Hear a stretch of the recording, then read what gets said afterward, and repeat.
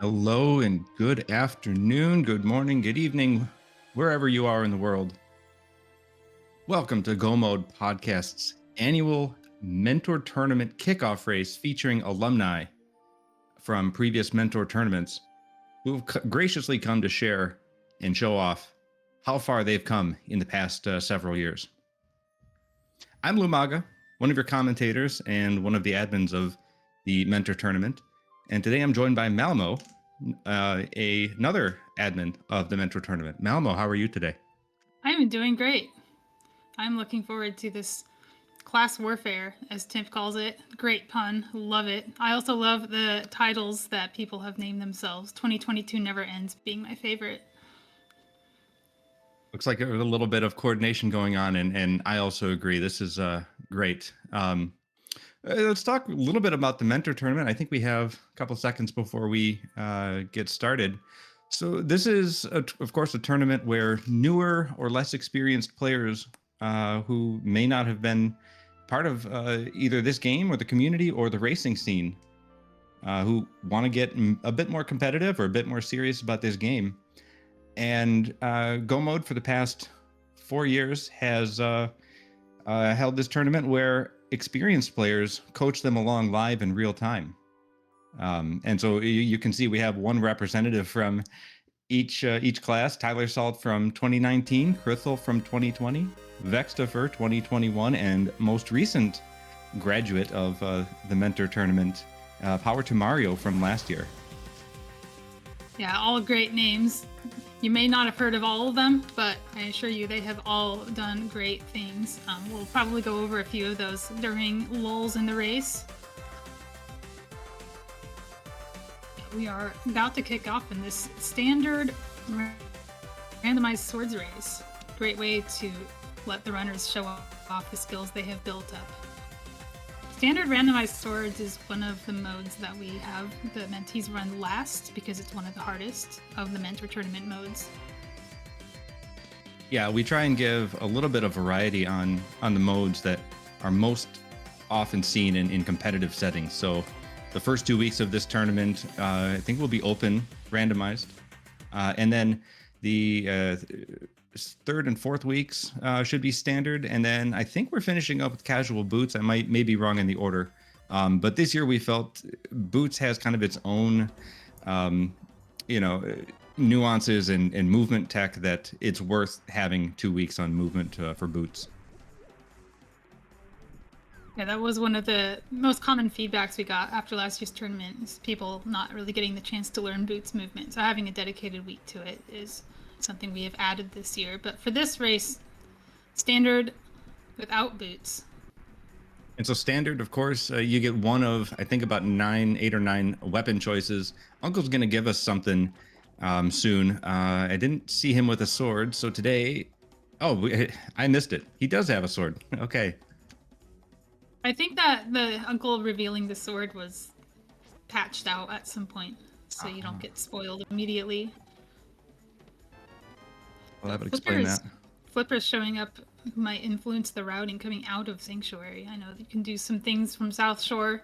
It hasn't been meta in recent years to fake Flipper, but when you have the Flippers, they might be considering Zora checks out of South Shore. But we'll worry about that later. Yeah, definitely got to get money for that. Let's concentrate on saving the princess first. All 4 of these runners have done this about, I don't know, 1,000 times. So, and I think some of them are familiar with NMG. So you might see a little bit of a I don't know, widening of time differences here if you see some NMG tech. Yeah, you can tell if you are used to watching people do NMG, you can see some strats people do that are like things you learn because of NMG. Keep an eye out for those. I can tell you at least Krithel runs a lot of speed runs in the glitch categories, but has also done a bit of an NMG grind himself.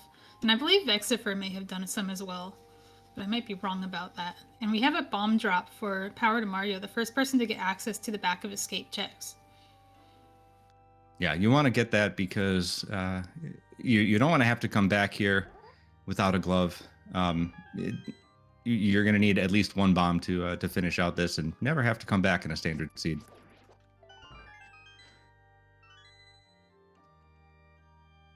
So, while we have some time, of course, the mentor tournament signups are still open for anybody who would like to join. We do have quite a few participants, but this year there is no cap to the number of participants we're taking on.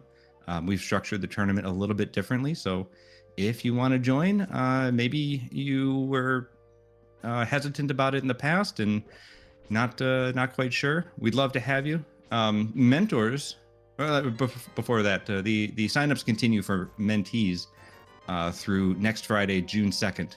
So sign up before then. Mentors and other volunteers, if you want to learn how to do commentary, if you want to learn how to restream, or get into tracking before you hit the speed gaming dailies or other tournaments. This is a low pressure environment. If you want to join, you can join throughout the entire run of this tournament. And if you join as a volunteer or mentor, you do not have to commit to, I will have to mentor once a week. You just mentor as much as you're able to, as much as you want to. You can mentor a specific person if you want to bring somebody into the community yourself. It's really done on everyone's terms, because this is a group effort. But the thing with the mentor tournament is every year we put people through this tournament and they become, frankly, very good at the game. So that means every year we have new mentors and new fresh blood injecting meta into the community. You can see the racing environment just change each year as people influence how the game is played. And it becomes much more competitive as a result.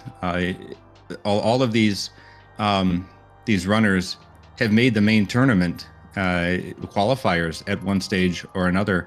And if you look, there's plenty more from even last year's class, some of whom had just gotten into the game, are really making a name for themselves getting into the main tournament brackets. So while I can't guarantee that you'll be successful in this tournament, I can guarantee that you will improve your game by joining this.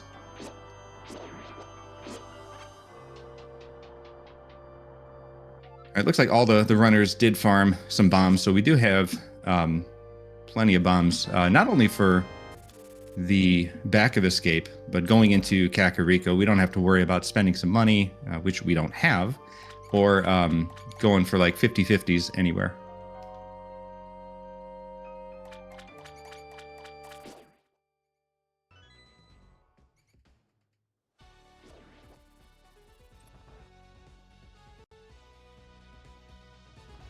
So what do we have in the back of Escape?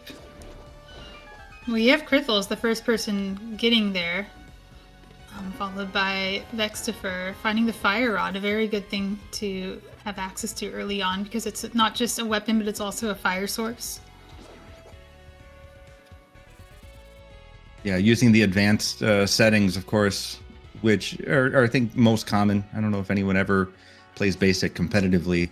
There are some rooms that are fire locked, and that fire could either be from the lamp or from the fire rod. So definitely will open up some spots. And usually by the time you're racing in a competitive setting, you've probably already learned the dark rooms. That's one of the first things people learn in the mentor tournament. I think it's one of the biggest and easiest time saves that you can invest, just learning what's the basic layout of the room. Aga Tower in the dark notwithstanding, they're pretty easy to get used to. We saw a map check, and I saw, looked like a pendant eastern, looked like a crystal desert. Did you see Hera? I have not, but there are more runners. We got a red crystal at Hera from Vextifer. All right. And a little bit of divergence. Look at Pyro DeMario, Ice Rod Cave already. What Pyro DeMario has done is taken those flippers into the kidney pool outside of Sanctuary.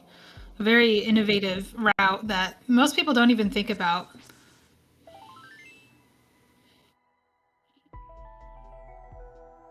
You learn on when to take gambles, right? All the mentors that we have certainly have done, some crazy things, and they will tell you, hey, you had flippers. Go through this portal, go through this warp, and see what you get. Because otherwise, who knows when you'll get to Ice Rod Cave? It's kind of something that's just ignored sometimes. And Power to Mario is swimming. I wonder if this will be all the way to Waterfall Ferry, or if this is just going to the bridge. Kakariko Skip is very gutsy, and I love seeing it. I'm glad Power to Mario is showing off a little bit of divergence, and I don't know. There's a fine line between courage and recklessness, but we'll see how it turns out for him. Well, if you're gonna try new things, a race like this where the runners are showing off the different ways you can race, the styles you can develop as you come out of the Mentor tournament, this is the perfect time to do that. All 4 of these races have found success racing in their individual styles. Nice blind hut. You get some blue mail, you get a hook shot. I love seeing the hook shot before boots because it gives the runners a chance to show off how you can use hook shot to speed up movement.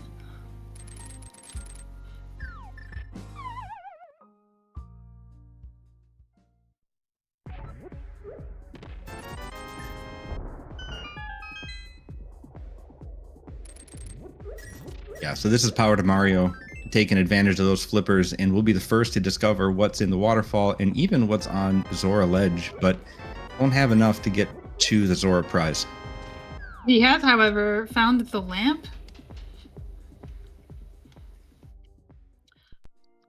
That must have been on Hobo. I was paying attention to the others. There's our bottle right outside of Sick Kid's house, so yeah, very quick. Funny, bottle merchant actually selling a bottle in the seed. Back in my day, bottle merchant didn't fill his bottles with free potions.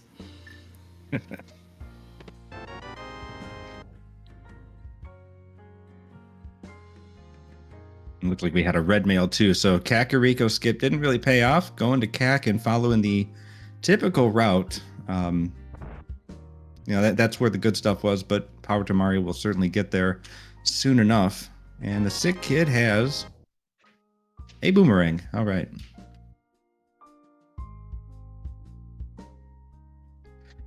So, let's start talking at least about one of our runners. The first of the runners I want to talk about is Tyler Salt, being the oldest alumni, and he was from the 2019 class, the first mentor tournament that Go Mode held. I was also part of that. Did not get to race Tyler though.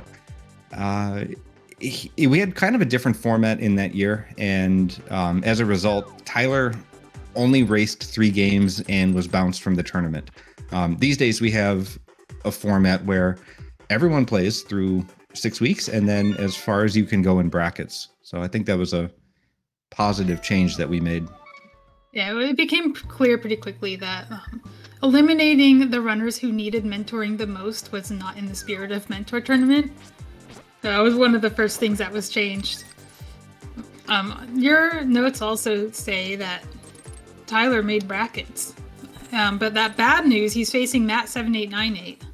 But Tyler just came out of a race with Matt7898 and did surprisingly well. You might want to watch that one back. I won't reveal who won, but it was apparently a very exciting race.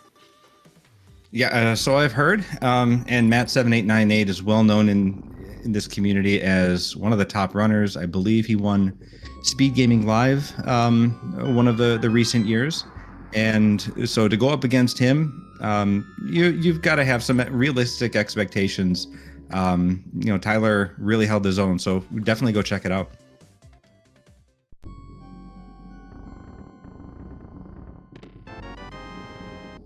Pay attention to how the runners farm resources in the seed too. The seed has been very generous with red rupees on the tree poles and on the stun prize. As Tyler Salt finds a glove. We got a glove. We did see a bow out of the dam. So, and with that lamp and the fire rod, I suppose, you could check out Eastern. A lot of runners are known to completely abandon Pendant Eastern, though. And they are never punished for that, as far as I'm told. Pendant Eastern's a weird one because if you don't have the bow, you almost want to do it more because you don't worry too much about orphaning the boss. You're probably not double dipping, but you might be leaving an item there. But if it's a Crystal Eastern, you're definitely double dipping unless the bow shows up inside. But the bow The runners have the bow. Does Tyler Salt have it too? I didn't see which path he took, but it's not marked.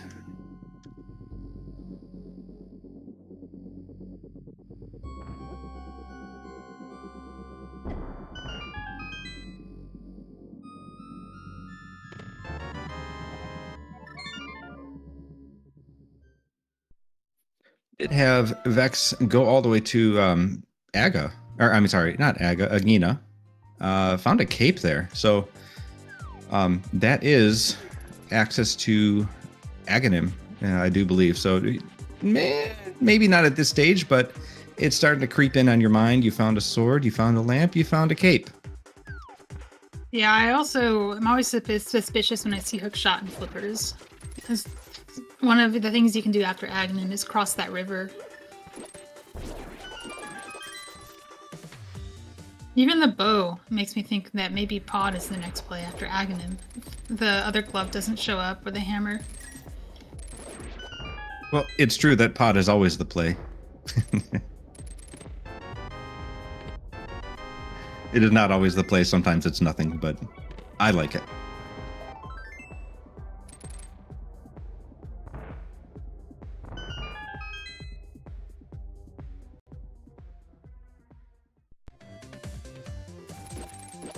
Yeah, that is where the lamp was.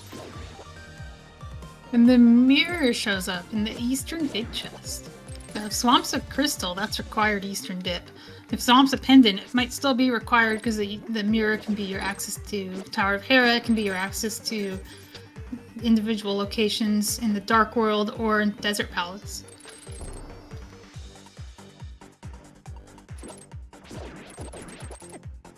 Yeah, a little bit more just on Tyler Salt, right? Before we kind of move on to the next runner we want to highlight. He's also been a founding member of a league team called the Long Shots, which may or may not adequately describe them these days. They did make the playoffs, but Tyler himself has been on there, I believe, for 4 seasons. Also, we were paired up with Timp, host of the Go Mode podcast. And they've been in open league this whole time. Tyler personally has gone 9, 18, and 1, so had a very rare tie there. And throughout the past few years, he's been part of this community as a mentor, a volunteer, commentator, all that. So that's Tyler Salt for you. So you actually know a bit more about Krithel. Would you like to explain a little bit about his history? Sure. So Krithel was in the 2020 class.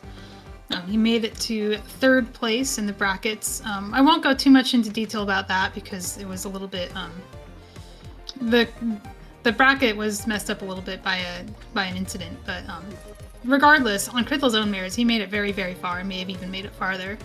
So, but what I would like to turn our attention to is actually his experience beyond that in the glitch modes, because a lot of people who don't pay attention to the glitch community might not even know about him, but he has rocketed up to the top of some leaderboards in glitch categories. He has got the top 3 in any % restricted major glitches, and I think top 7 in all dungeons. He also joined another mentor tournament after his mentor tournament, which was the Overall Glitches mentor tournament. And from there, he joined the Hybrid Major Glitches tournament, the first glitch tournament since the glitch tournament stopped happening in 2019, and took victory in that one. He actually has his name in the game in an out-of-bounds location. And since then, he has been instrumental in helping run other glitch tournaments, including another glitch mentor tournament.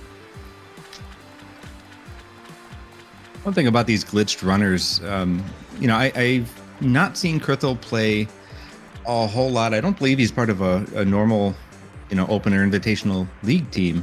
These glitched runners, once they go into glitched modes, that's kind of where they stay. I've seen quite a few in the community who stick to that almost exclusively.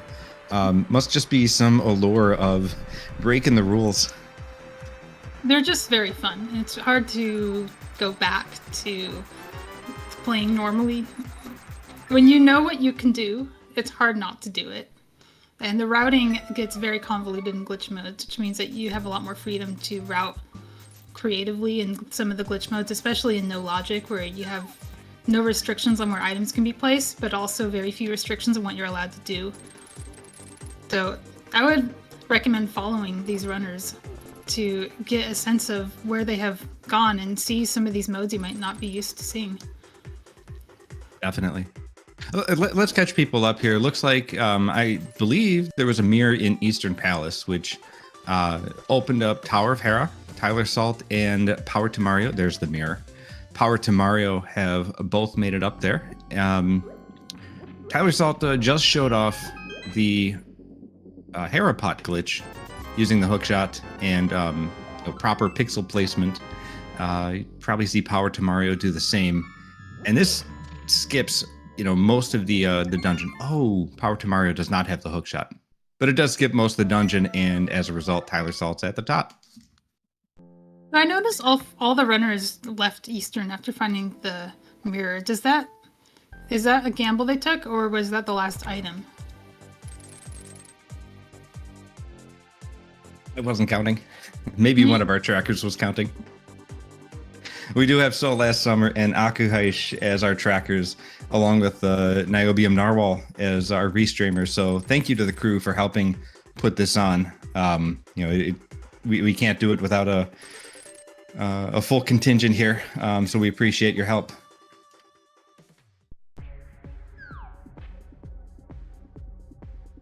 Yeah, regardless of the differences in routing, most of the runners have converged on the mountain because that is probably where the Moon Pearl is hanging out. Yeah, they can get all the way to Paradox with that hook shot, which has another 7 items, and Spiral would add an 8th to that. And as we saw in the Dark World, we do have Pendant Pod, we do have Pendant Thieves Town. The other 5/6 is Misery Mire, so gonna need that flute. Remembering to check pod in that little Dark World hop is one of the hardest things in the world. Or rather, check the map. You don't really think of it as, I'm going to the Dark World. You think of it as, I'm going to Hera. Yeah, having the presence of mind to do some of these checks in the moment really helps.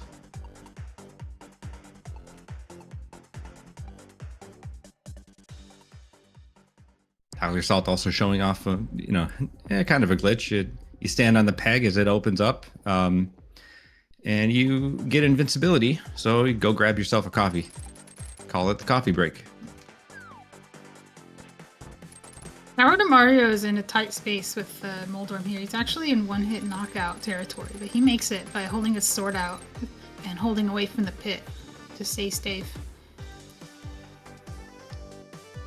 Yeah, holding your sword at a certain position, even as Moldorm hits you, kind of gives you a defense. And when he spins away from you, it's almost an automatic hit. Doing that on the fighter sword is difficult because you send him into enrage mode, I think, every time. Power to Mario is on green mail. The runners are on red mail. Including Krithel. The tracker says green, but I know that sprite is red. But Tyler is, maybe I'm wrong about Tyler's sprite actually.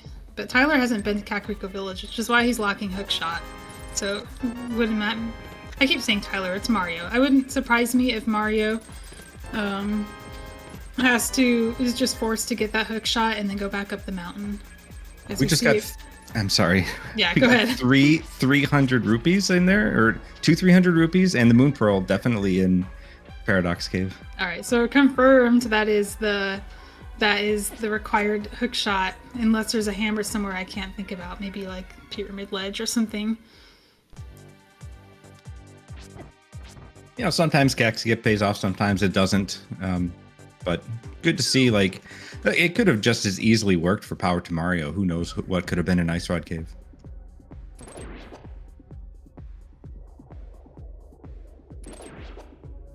But yeah, this is starting to look like Aga.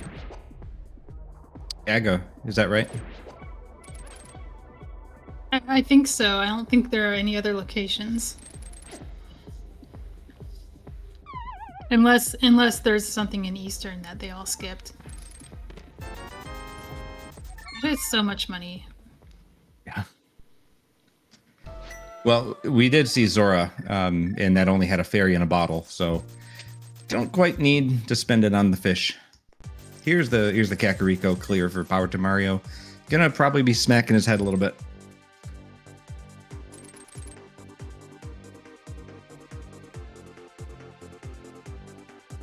So as we make the likely climb up to Aga, I think that's where Vex is heading. Let's talk about Vex. Vextifer joined in 2021, and he will admit he was a very green player. So green that so when we do this mentor tournament, we have just some seeds to see how do we place a runner, right? Where do we put him? He, I think, was last or second to last in timing of the aptitude seeds, completing one of them in 4 hours.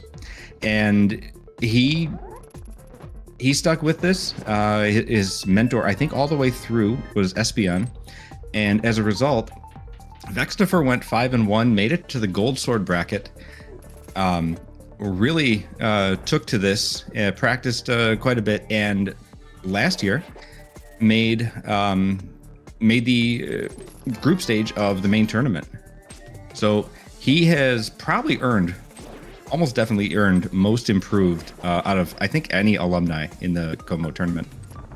Certainly the fastest improved. And also he went on to found his own side community. This has been the last couple of years has been the time to do side communities because of the explosion of players after 2020 hit.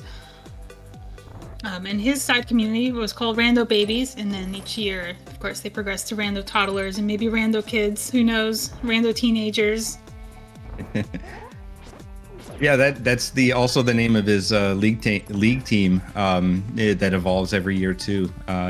He's also become a very big help in Go Mode itself, being a moderator and assistant on this tournament for last year and this year. So I don't think I have anything else about Vex, but yeah, definitely a top runner. He did actually join the qualifiers and didn't make main tournament, including drops. I think he would have been the top seed in the Challenge Cup, but declined to play. So still a very, very skilled runner.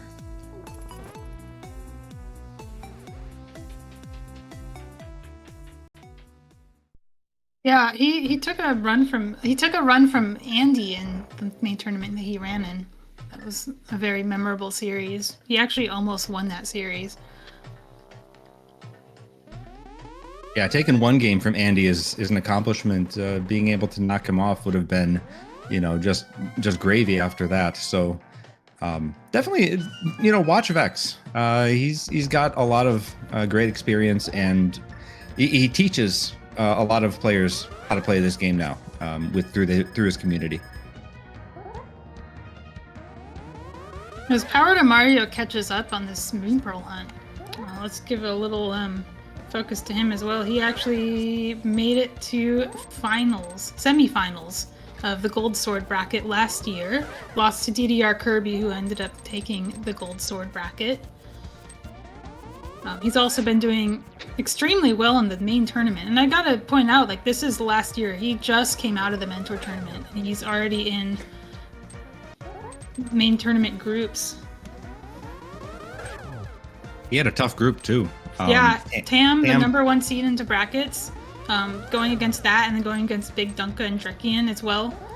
So he didn't quite make it out of groups, but that's really not surprising considering the caliber that he was up against.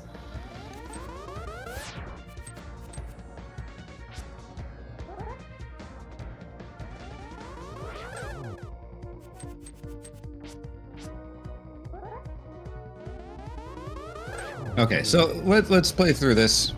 We're getting into the Dark World, and Vextifer has access to the left, to the right, does not have the hammer, can't go south to Hype Cave. Where does he go?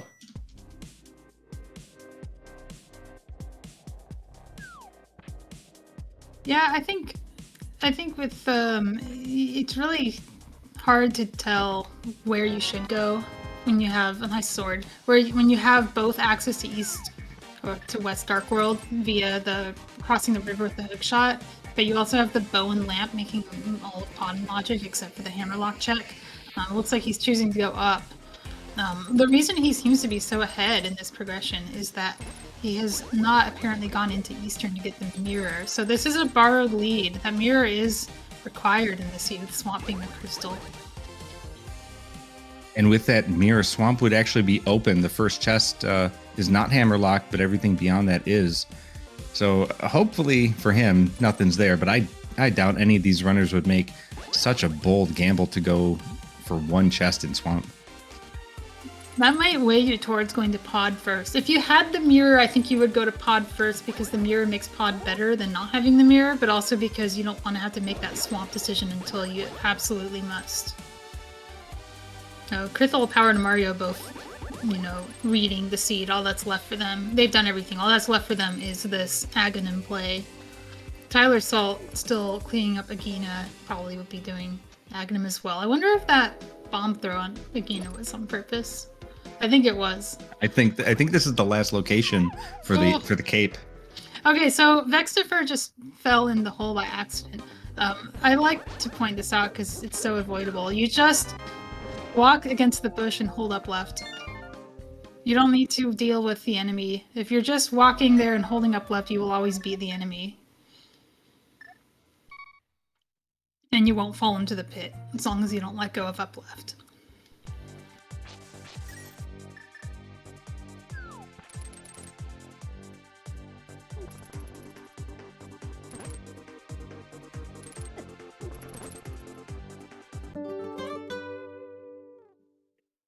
That's an interesting hookshot Power to Mario did. I actually have never seen that before. I was just going to comment, I've never even considered doing that. Wow.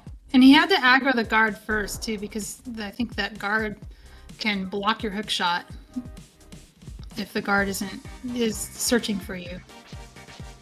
Like, literally his eyes will cast beams that block your hookshot.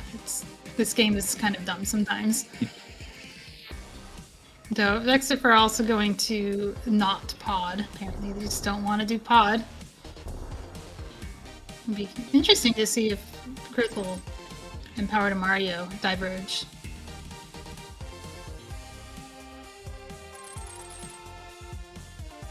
I gotta believe Tyler's somebody like, goes into pod. one of the four has got to do pod. Vextifer has a reason not to do pod because he doesn't have mirror, but I think the people with mirror might be more inclined to. So speaking of mirror, so Vextifer had to save and quit out of the Skullwoods because he fell in, didn't get a key to get out. But he had to start all the way back in the Light World after beating Aga and not having the mirror. Any other of these runners who have the mirror and have beaten Aga would have started right on the pyramid. So, it just interesting little things you'd have to think about as you go through any of these seeds as a mentee. Do I need to mirror first to save and quit and then start in the Light World? Am I going to start on the pyramid, right? What's the best place to start? Yeah, one of the benefits to having a mentor is in the earlier stages when you're still learning the game, learning the controls even, the mentor will do those things for you. They'll take that mental load off of you and say, okay, you need to mirror before you save and quit, and you can focus on not dying. And then later on, before you get unleashed into brackets, which I would like to point out are unmentored, you're on your own for those, you will have learned enough execution that you can now turn your brain off executing and think more about the routing. Yeah, lots of things become just automatic. You save those brain cycles. One thing I want to point out on Power to Mario, he's taken a couple of these shots on a diagonal, and I'm not a fan of that because when Aga sends a blue ball, it will go in the diagonals, and it did hit Power to Mario. But if you hit him either straight on, left, or right, those blue balls just completely avoid you. Power to Mario might be optimizing for warps. If you hit Aghanim towards the center of the room, you, on average, save time on the warps. And if you get a little bit hit, sometimes you're not really losing time and you're already on empty magic. because there's no refill frames if you're already refilling magic. So Tyler, Power to Mario knows he's not going to die in Aga 2 or Aga 1. So it's okay. I think it's okay to take those sacrifices. But if you're in trouble, it's very good to know when it's safe to do that and when it's not. Speaking of safe, yeah. I was going to say, here's a fight that a lot of runners dread, is having to go into Mothula with, what does he have, 6 hearts and Master Sword. Does have red mail and I think a bottle, but still, newer runners might be a little intimidated against Mothula. Power to Mario also going north. But interestingly, nobody's going to Catfish. It's all just going straight across. Now they have the mirror, so Power to Mario can do Graveyard Ledge. Vextifer was not able to do that.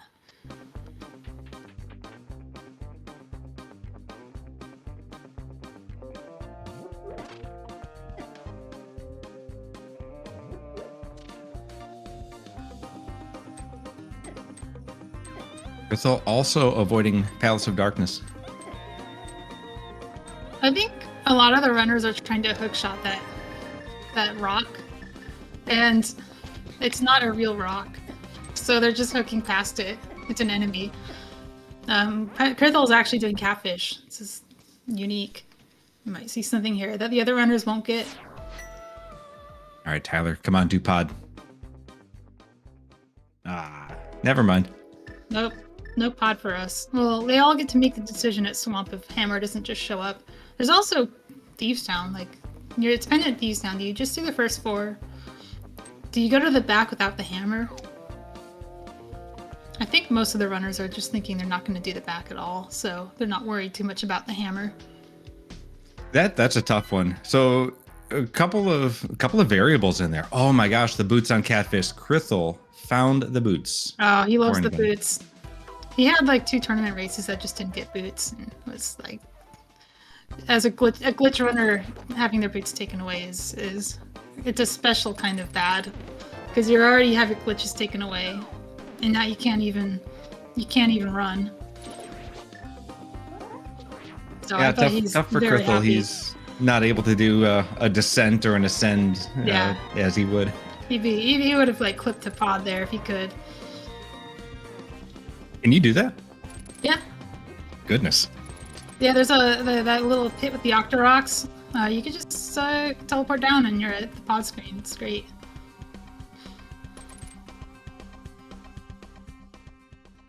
But I was mentioning there's a couple of variables on Thieves Town.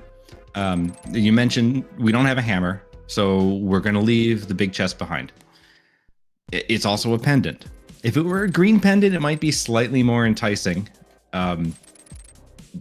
Even without the hammer, I might do it, because if you turn it in and you haven't gone to Palace of Darkness, and you're going to end up that way anyway, turn it into Saha. But at this point, bad pendant plus no hammer, I'm probably getting first 4 and leaving.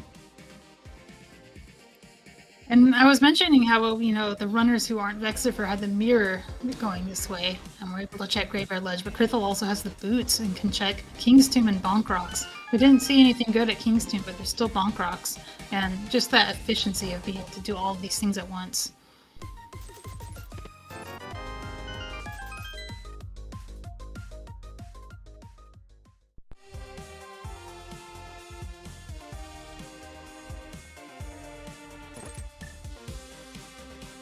Yeah, starting from Skull Woods, I suspect after Village of Outcasts and a bit of Thieves Town, we're just going to see the Dark World loop down, I guess, Dig Game. Well, no mirror for Vextifer. Can't do the South of Grove, commonly known as Cave 45. Might do Stumpy into Hype Cave.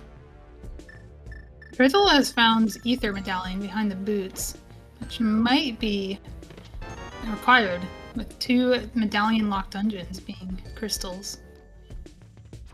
It's almost good if they're required, because it gets the other runners to get their boots before going into those dungeons.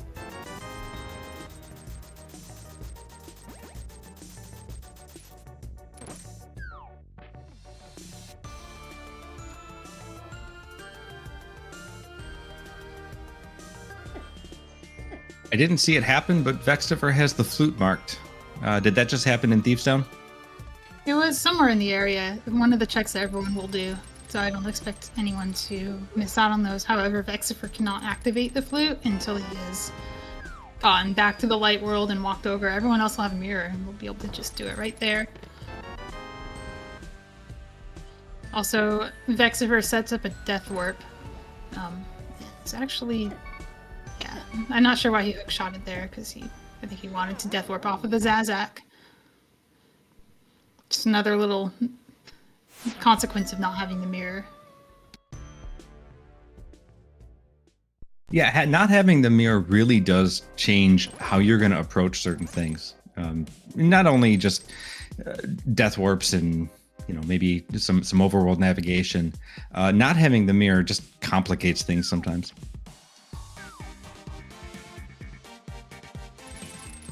I want to point out something else. Yes, we have some great runners on this. There's a lot of behind the scenes work where you see it and you hear it all the time, but I don't think these people get enough credit for what they add to this community. You're hearing not the vanilla random music or vanilla Zelda music as it is. Instead, there's the hammer.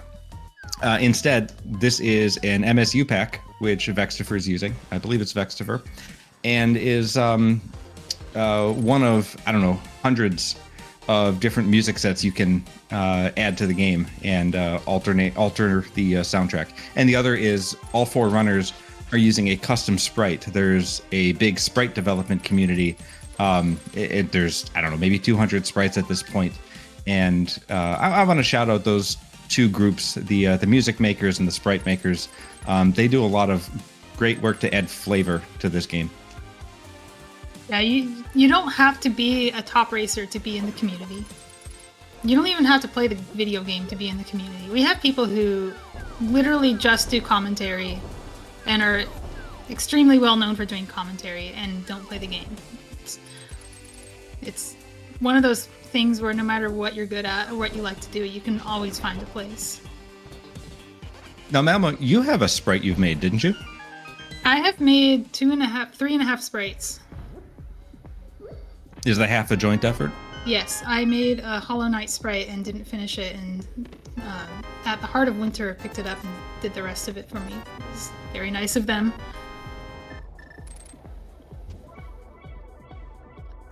Yeah, if you think, oh, this game would be really cool if XYZ existed, it is so liberating to realize that you can just make it.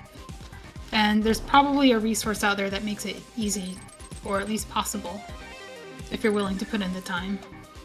And that is true for anything, even like programming. Like I made a map of overworld glitches a long time ago and put it on a Google Doc, because I don't know how to program, but I had the idea of I wanted this to be a map where you can click on the icons and see what, the description pop up immediately instead of having to scroll down.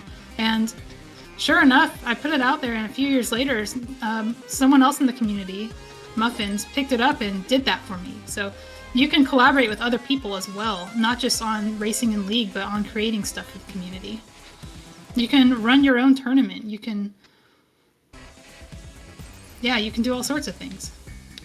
Yeah, one thing I've learned, not just through this tournament, is just generally through life. If you want something done, at least get it started yourself, and then somebody interested will probably help you out who had the same idea, just didn't know how to get started. Yeah, or you know what you want to do, but you don't have the skills to actually do it. But you're willing to put in the effort for the things you do know how to do. Check it out, Malmo. With the Hammer Find, we have ourselves a pod play.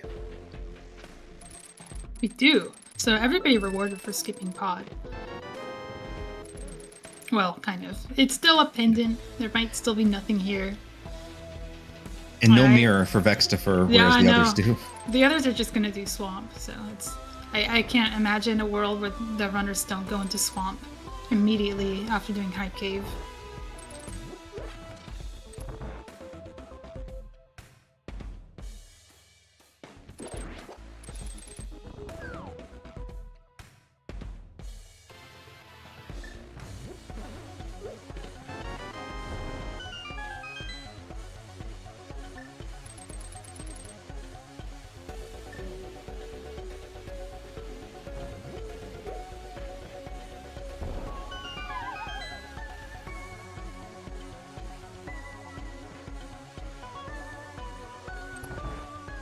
I was hoping to see Krithel and Power to Mario have simultaneous activations of the flute, including when the bird appears, but just a little bit off.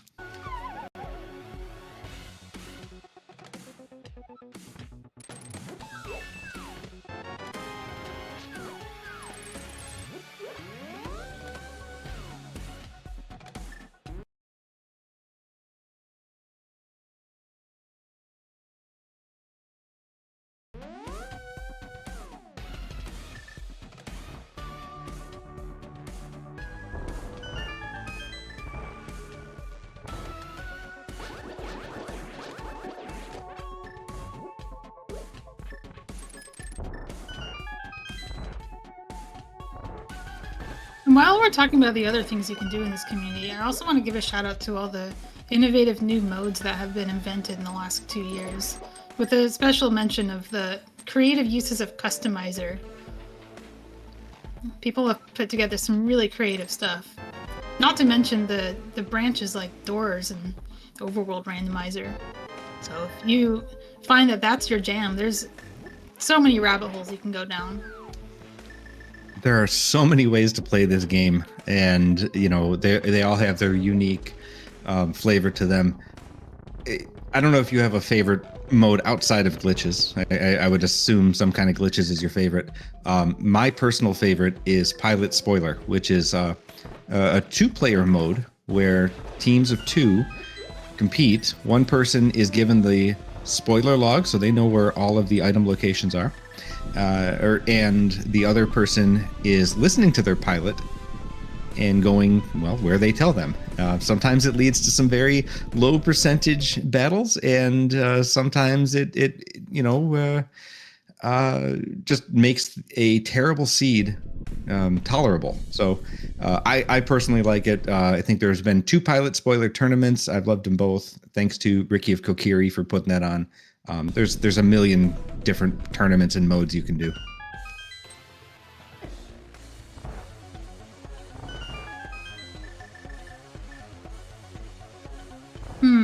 What happened to Vexifer?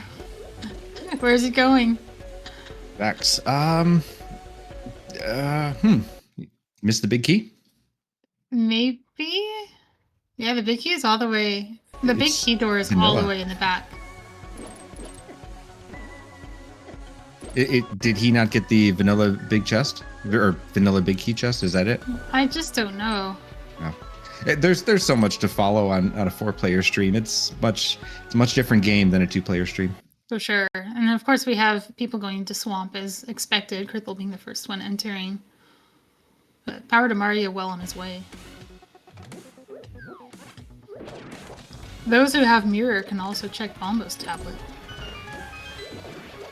Yeah, I think the only reason Vexifer is going into Pod is that he didn't have the mirror. Everyone else does, so here's the next logical play, at least.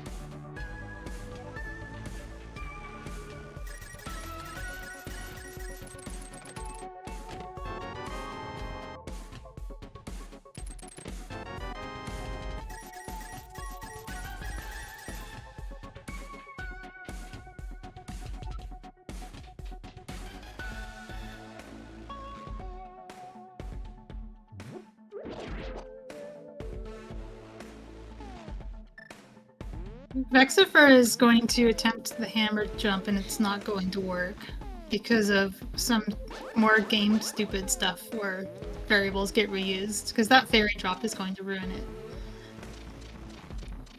This is another altitude change variable. I assure you he's doing hammer jump correctly. It's just that diagonal. Oh, he knows. He saw the fairy. He's like, oh, it was you. It was you. Yeah, the fairy or anything in the air, like an item in Tower of Hera from that mini Moldorm in the lobby, that will ruin not hammer jump, Hera pot as well. So yeah, game's weird.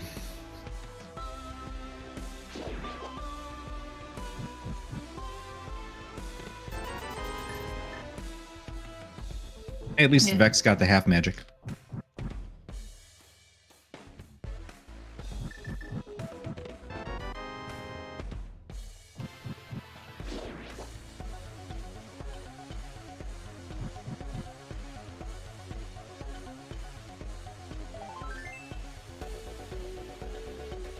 We're missing mitts, possibly medallions, Samaria, and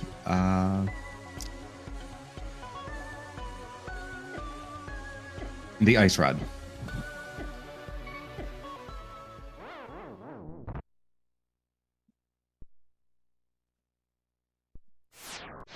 We do have 2 medallions. One of them, Krithel has Ether.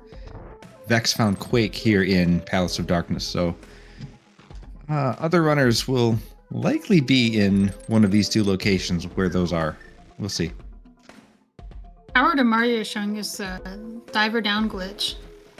He actually has a bomb set in the room above, that when he enters the room, the bomb will explode and hit the switch, so those blue pins will go up. It's a trick discovered, I want to say 2 or 3 years ago. Sounds about right. But yeah, it's funny to think that like when Tyler was a mentee, that glitch didn't exist. And here he is, I think, about to show it off. But, well, hang on. There's no water. He was going to show it off without draining this. But he will show us Bomb Diver down also.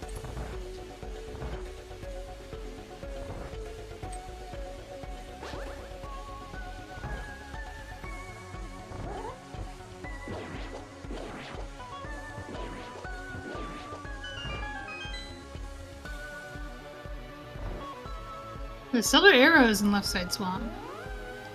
So we'll see if Krithel goes back in for those, but if not, it's not the end of the world. You only need 1 bow to beat the game. One of the first things you learn is Silverless Ganon. Any trick that lets you skip an entire item for go mode is usually on the priority list. It's also not too hard. He will get those, and looks like Tyler will as well. I guess Vexifer, if I don't know, however his route works out, ends up doing Swamp one of the last things. He may not get silvers. Yeah, and he will probably like not lose time. If he gets to go mode swamp, that is time save. The silvers are not worth left side swamp, unless maybe you're on Master Sword for the whole seed.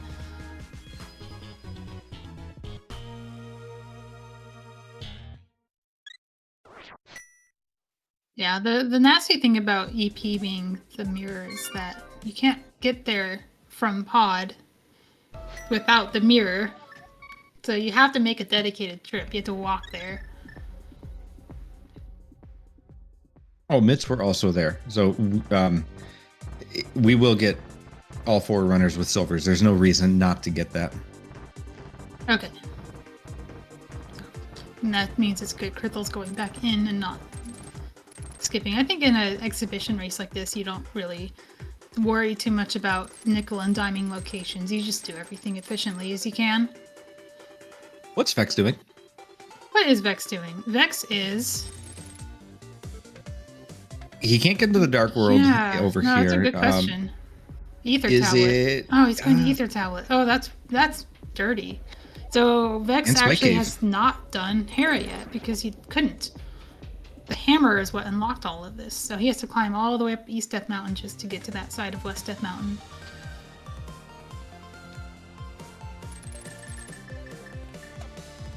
I actually forgot that he did not do Hera. I should have looked at his crystal count. Yeah, that's right. He is probably cursing this seed, and the others are wondering, well, it's not so bad. I don't think this is a terrible seed. It's in order of having boots and having mirror, I think, who's having the best time, it's Krithel. Who's having the worst time, it's Vex. I think maybe it would have been a little more balanced if Vex had done Catfish and gotten the boots. Not known how in trouble he is for Eastern being the mirror.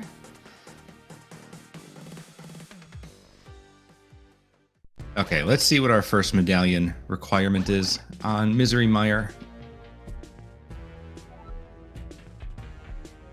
After these short messages in Mireship, we'll see.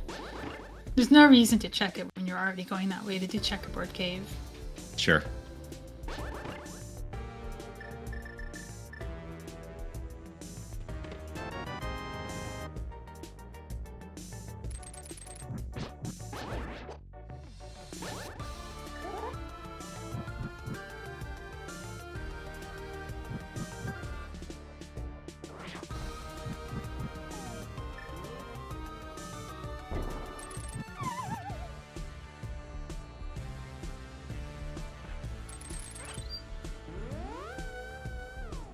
Even if we don't have the medallion, this leads Krithel into Desert Palace. Oh, and Krithel will show us very shortly if Desert Palace is boots locked. Another case of you almost want it to be because it shuttles the runners towards Catfish.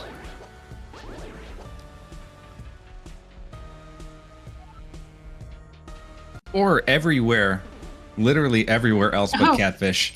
Something was boots locked, but it wasn't Desert, it was the Ice Rod. Okay, required Catfish. And Catfish is one of those locations that people gamble on not having anything. Hopefully they get the red crystals from Mire and Pod. Not Pod. Mire and Hera. And that will let them do Pyramid into Catfish, but Canis and Maria needs to show up for that to happen. As well as apparently Bombos, which is the one medallion we haven't even seen yet, and it's the medallion from Mire.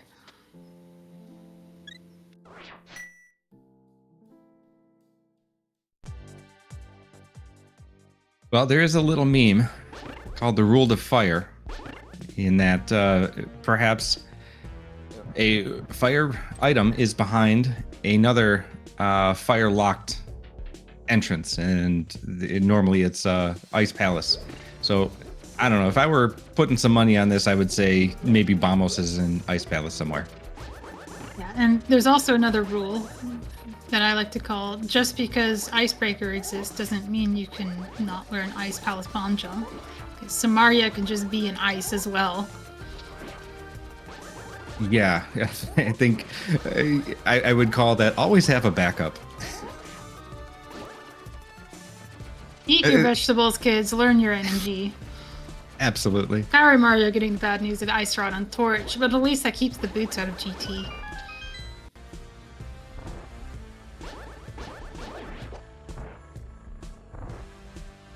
You know, Krithel has been able to show us a little bit of boots tech in that if you're positioned a certain way and you have a key, dashing into a key door will just open the door, let you through. Any other position will bonk you on the door after opening it. So other things that your mentors, of course, will teach you. Yeah, and position a certain way doesn't mean you have to manually line up a pixel. It means you touch an object, because all the objects will position you. It's that easy. Line up on a wall, as long as you don't move away from the wall. You'll learn dash turning, which means you, while you're charging your dash, you have an entire, 20 frames or 30 frames to turn around. And being able to start your dash as early as possible saves time overall. You know, we have a whole tutorial that we put on 2 years ago by P-Train as part of our Boots Camp pre-tournament event. And he went over everything to do with and without boots. We have it linked on gomopodcast.com /MT23. So you can go ahead and review that. And there are also other very good resources to watch. I think Espeon did dungeon routing. Dante did boss fights. CJ and Leoria did a mock mentor race, both great racers. So neither of them, of course, needed to be mentored, but it's kind of what to expect while you're being mentored. There's a fifth one that escapes me right now, but go check it out. It's on Go Mode Podcast website, and learn a whole bunch more that you didn't know you didn't know. I'm not sure if you mentioned the endgame tutorial by SailorNet. That was it. Thank you. Yeah, it's Ganon's Tower and Ganon got their own video because they're that important. It's the thing you do in every tournament mode seed.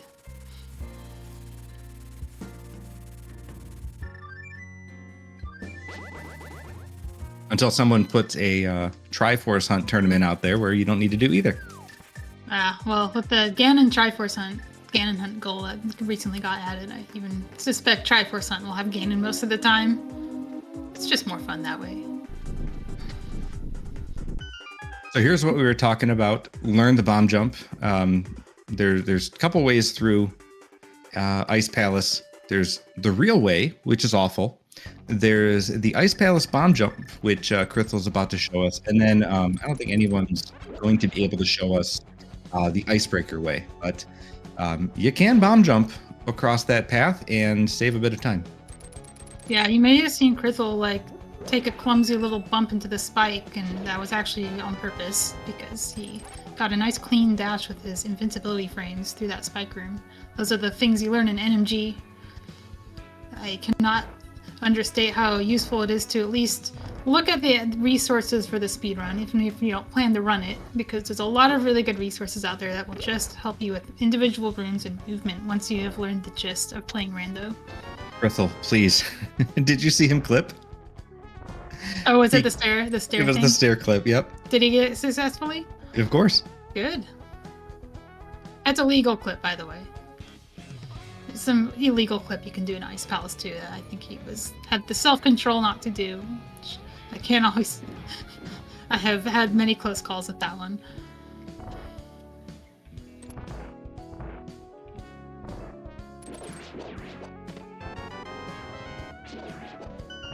Really does just seem like the mirrored runners are mirroring each other, because the steed is just giving them a path to follow that is the obvious path.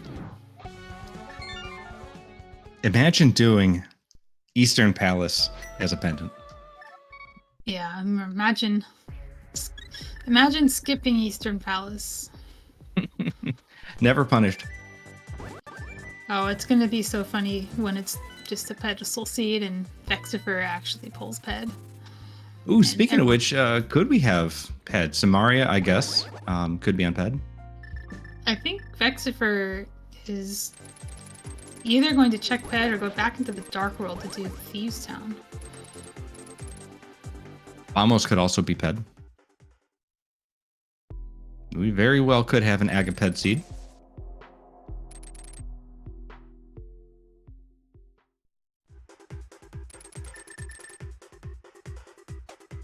Yeah, and we know anything that we need could be on Ped because we can do all the pendant dungeons in Logic. There's nothing stopping anything from being placed there. But that is not where Vexifer is going. I think Vexifer is thinking Thieves Town.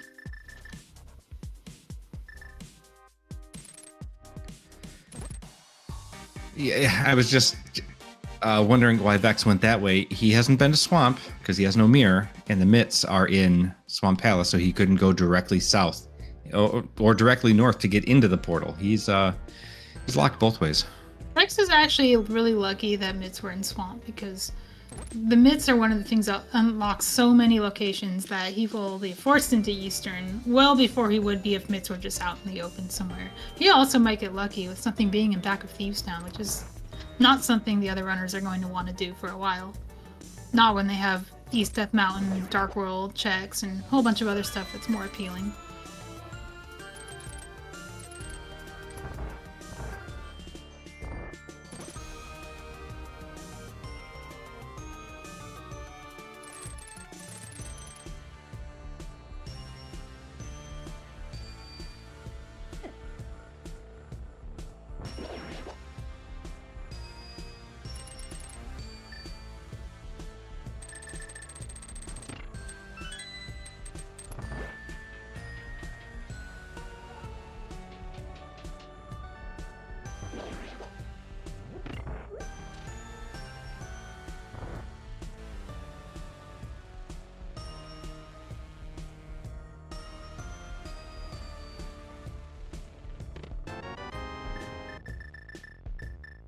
Alright, first item in back of Thieves, just bombs. Wouldn't surprise me if he just goes for a straight pedestal play, finds the mirror on the way, and continues on, because he knows that the mirror was an advantage to anyone who did Eastern early, so he has to take advantage of getting there late.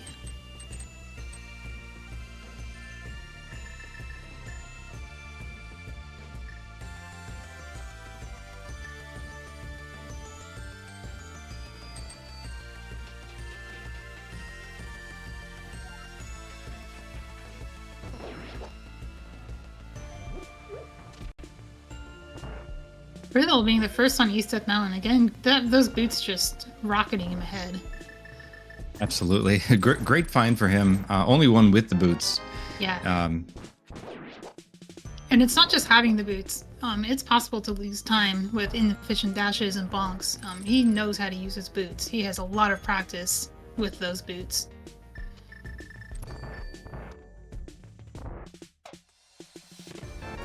yeah, there is a bonk counter. Oh my. Go ahead. Sorry, Vexifer just found the King of Samaria in back of Thieves Town, so this is an out for him. I still think that the mirror in Eastern was ultimately a loss for him, but it doesn't mean that he's going to lose. Because that King of Samaria does turn the tables a little bit. So here's the problem. If he commits to, I am not going to do Eastern Palace no matter what, he could be headed up to Turtle Rock and, he doesn't have mitts. No, he's going to have to do, oh man. Yeah, that's why it's such a good thing that Okay, yeah. mitts were in Swamp. He needed that. That was his saving grace. So we've had 2 pendant dungeons, which had some useful things, and possibly 3, depending on what Turtle Rock requirement is. If that's Quake, that was in Pod. The Power to Mario is in a pickle here. What happened is you need magic for Cold Stare, and when you have Fire Rod and no magic extensions in an empty bottle, you need a full magic bar, or maybe he will use his full health to do some tricks with the sword beams that will make his Fire Rods count twice. Right, and I believe he has enough magic to pull off that trick right now, but a little bit more is good for when the puffs come out. Yeah, technically you can do that on the half magic bar if you're perfect, but I think he's not. Get that heart. Get the heart. Mario. Get the heart. I think maybe he doesn't know the trick too. If you don't know the trick, it's not useful. So now he's farming.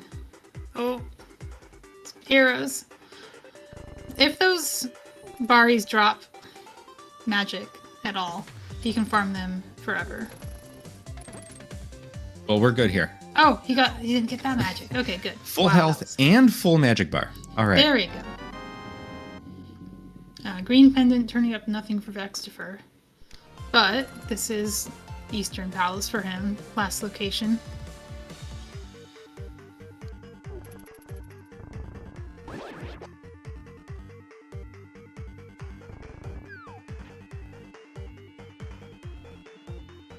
I completely fell asleep on what Krithel did on the mountain. I'm looking at his tracker and I don't see anything new. But I do see Ether Medallion as the requirement for Turtle Rock, which is behind the boots. So that will keep all the runners out of Turtle Rock until they get those boots. Which is good because Ice Rod's behind the boots. So they cannot double dip Turtle Rock anymore. Very, very good. Yeah, this is a hard catfish locked seed all around.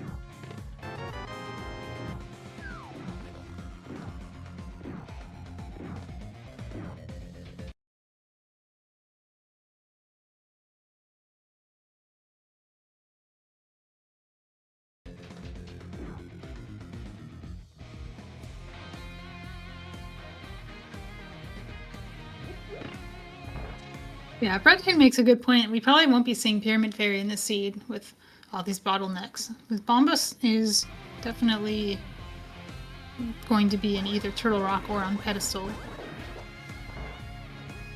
It could happen though, like Vexifer could get Bombus off Pedestal before finding the boots.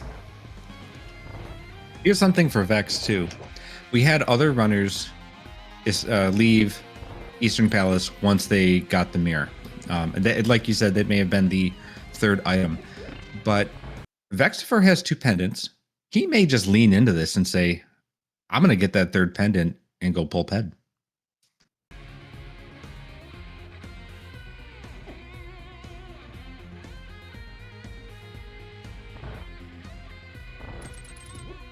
You know, I am taking a little look-see at Krithel's tracker, and he has all the items in Eastern Palace marked, which means that they did get a God Eastern. So it would have to be purely for the pendant for Vexifer. Not a dumb move at this point. Like I said, you got 2. Get that 3rd. Who knows? And he's gonna do it.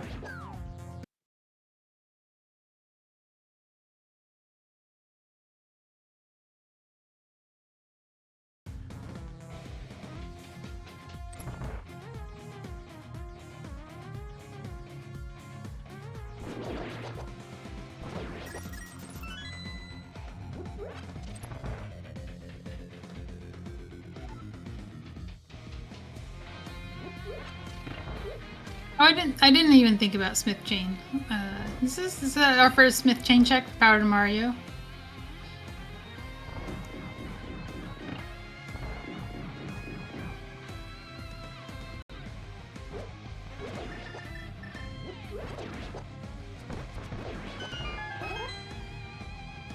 Yeah, Tyler Salt giving us a rerun of Hookshot Cave and nothing here.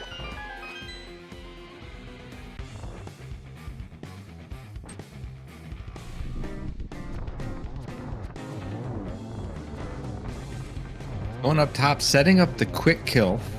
One of the many time-saving tactics you'll learn. And, gets that 3rd pendant. He's got the mirror. I don't know if he's just going to go rush crystals or if he's going to figure, I got him. I'm gonna pull that ped. You got it right.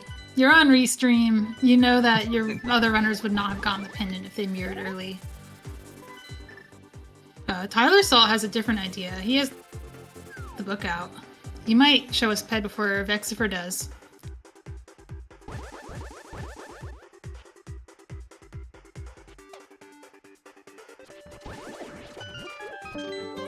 So that means Tyler Salt will give us the anticipation. Vexifer will give us the payoff.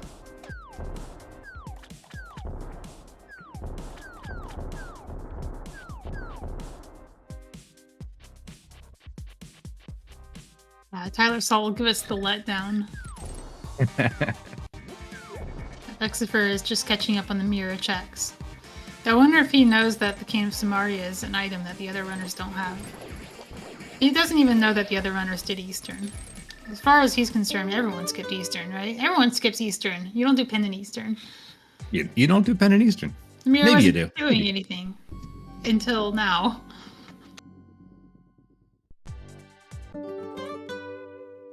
Yeah, that's true. Pod is completely dead, but with Krithel being here and finding nothing, I imagine his next move might just be the other pendant dungeon, so maybe he'll get his cane.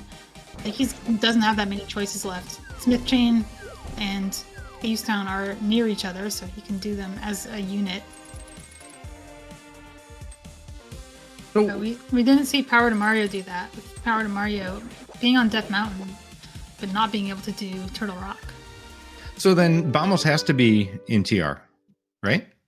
I think so. Yeah, because we eliminated Ped. Unless it's on like some stupid fetch quest like Mushroom or Powder. Yeah, I consider that to be in TR if those are in TR. True. That means that, like they need to get the boots. That's what it comes down to. You just go to Catfish and they don't even get to do Pyramid Fairy on the way.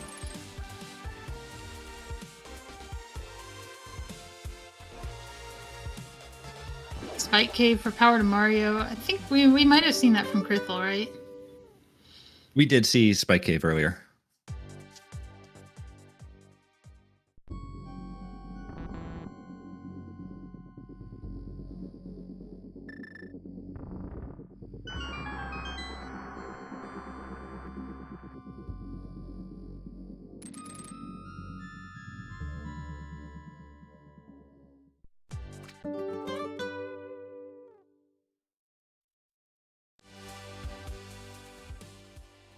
So I know we have a sizable mentee class for 2023, which I'm super excited for.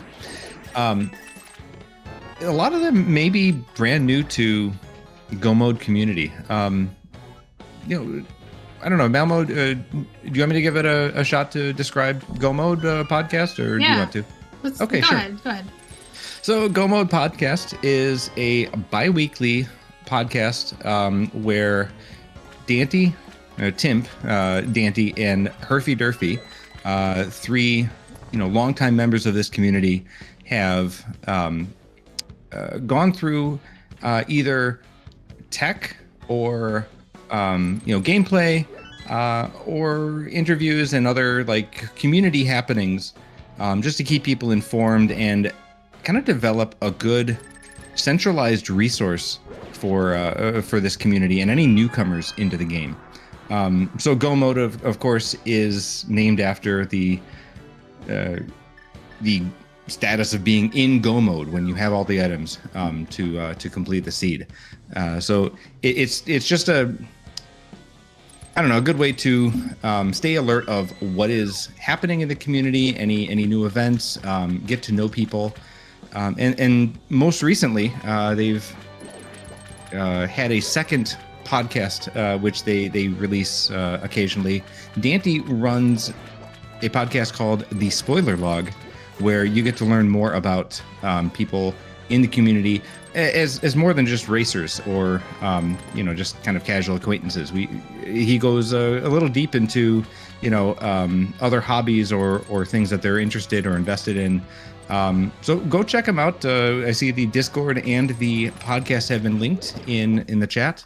And hope to see you more around the Discord and the community.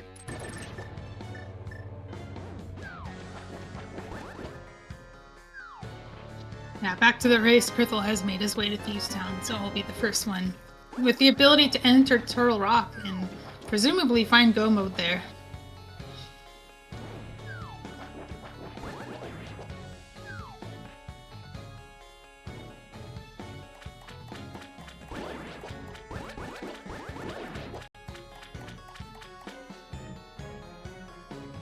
But he's going to finish this dungeon, right? He's not taking a chance on something being on Ped.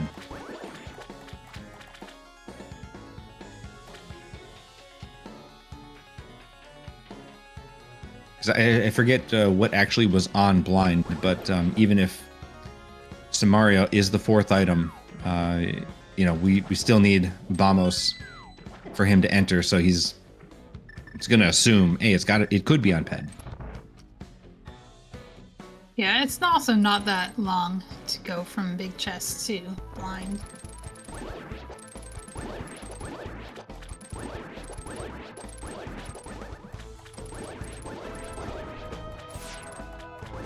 It is very long to pick up the maiden again. Very, very long.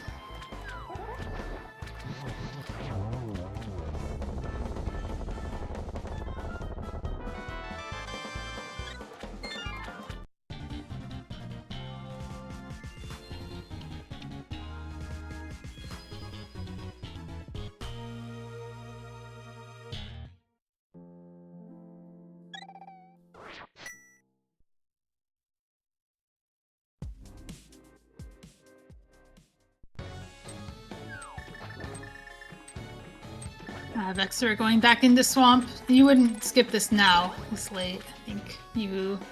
I think he knows actually that it's here. I don't think he has anywhere else he can actually go. Maybe Graveyard Ledge. That's not any better than Left Side Swamp.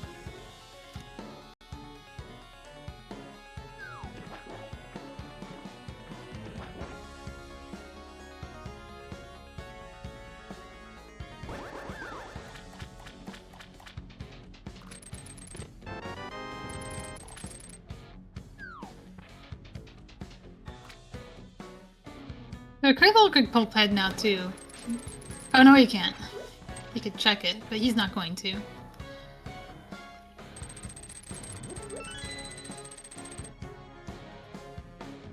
He missed the bus.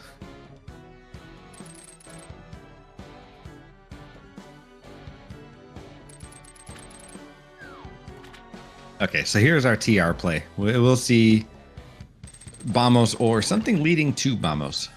It's got to be. Yeah, I wonder if Krithel actually feels any good about this, because this is actually last location, and last location never feels good, but it doesn't mean you're behind. The fact that this is his last location is a good sign compared to what the other runners' last locations are going to be, because their last location will be Catfish, and they'll be missing out on those boots.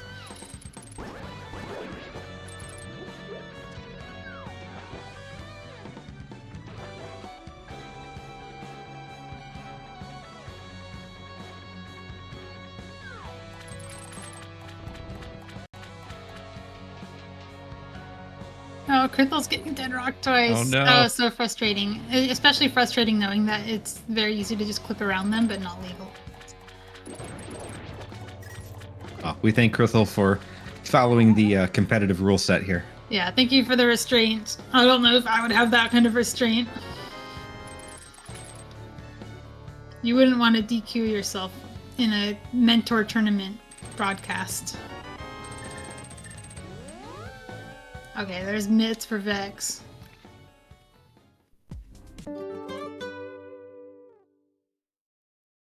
Yeah, mitts and silvers. He's done with swamp. That opens up pretty much everything. What's this? Flute to 8 maybe? Yeah. Very nicely done turtle room for Power to Mario. Making use of the hammer and the spin and the slashes all together to dispatch the turtles. And evading the following turtles with the cape. Yeah. It's interesting. Randomizer lets you do a lot of interesting things with Quick Swap. You can make more use of your items than you could without it.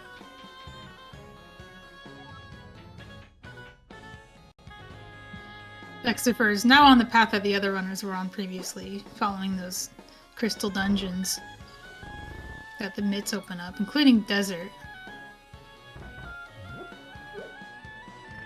Difference is Vexifer has Canis Samaria, whereas the others did not.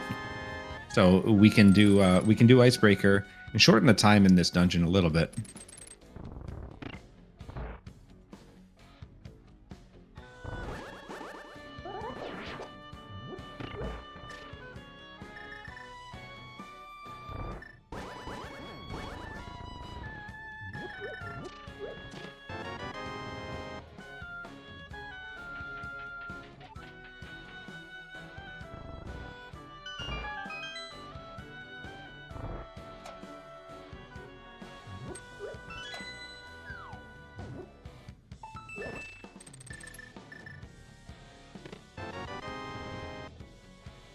Power Mario is making the play for Pedestal.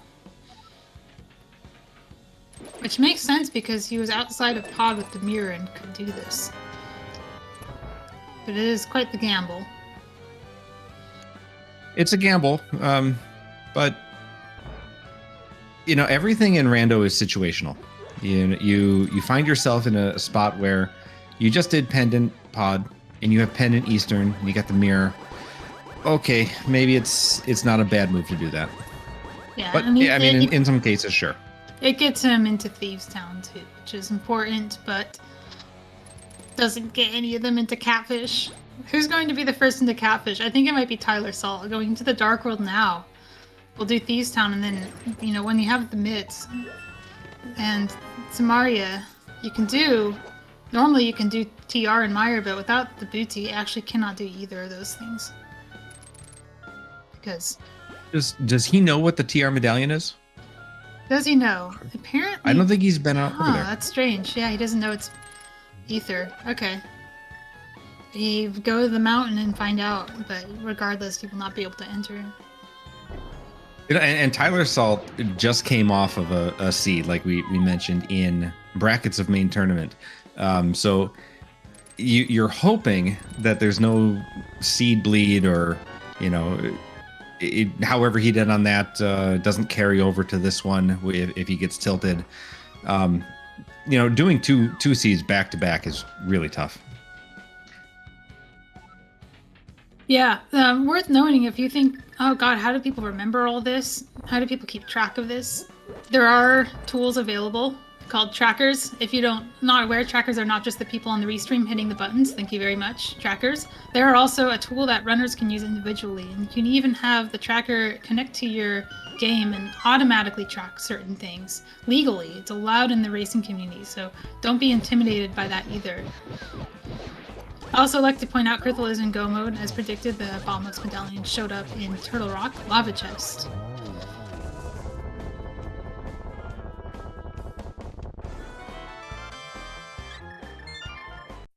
Vex absolutely destroying Cold Stare.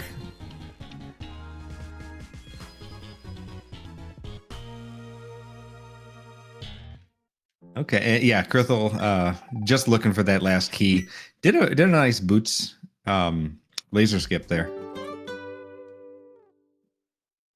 Yeah, this strat he uses to get to the maze is always fun to watch too. There's a lot of different ways to do rooms, and most of them are perfectly valid when they only vary by a few frames, or at most a second.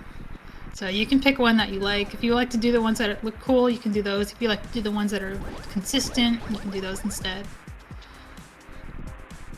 And he's doing a very advanced strat here for Trinex, going to the back, getting rid of the firehead first. It really saves a whole cycle because the central head doesn't get a chance to strike and Yeah, saves a little time there. That's true if you have Gold Sword. If you have Tempered, you will actually always get the Tempered. You'll always get the phase. But I think a lot of people will learn that even for NG because it's a little bit more consistent. You don't have to worry as much about that Ice Head RNG because the Ice Head just doesn't have as much time to move.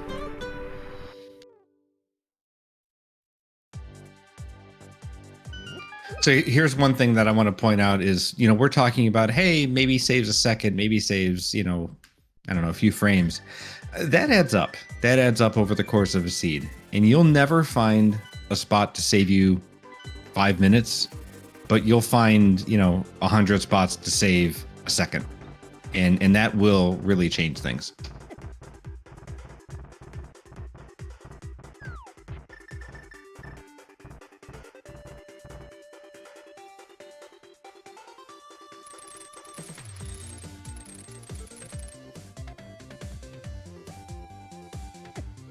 All right. Only thing left for Krithel to hope for is a Godmire, where the big key is in one of the first two chests, either on the bridge or in the spike room. And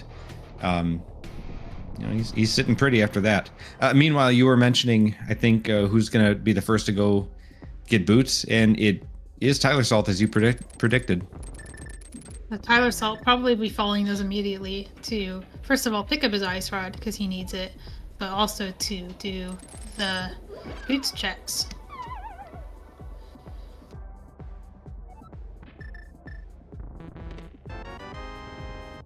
It's gotta feel bad though. It's something that you could have done straight out of Aghanim that you've left behind for an hour and 25 minutes.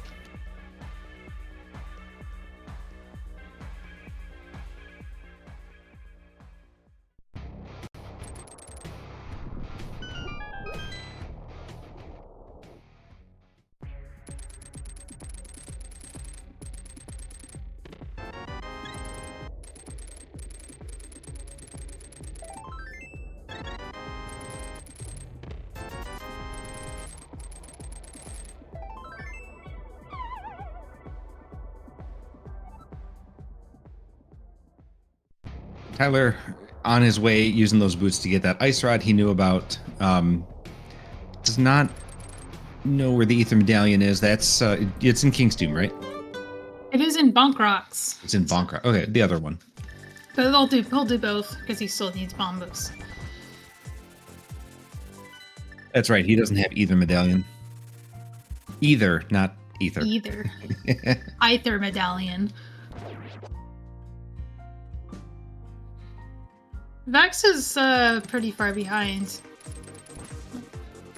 But maybe he'll be getting his boots as well because he has the Mirror hasn't actually done Graveyard Ledge yet. It's a little bit more incentive to go towards Catfish than the other runners had. Oh, here's the ped pull.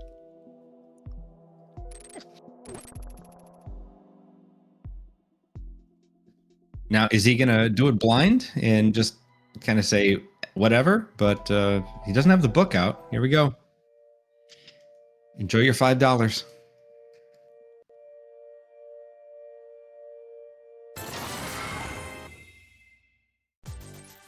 $20.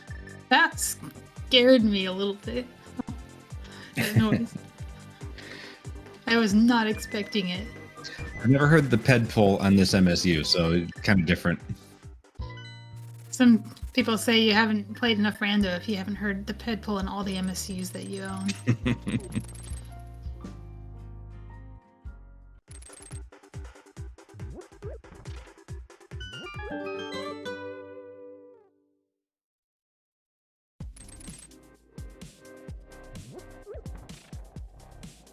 All right. And Tyler Salt, just yeah, now looking for his 2 medallions.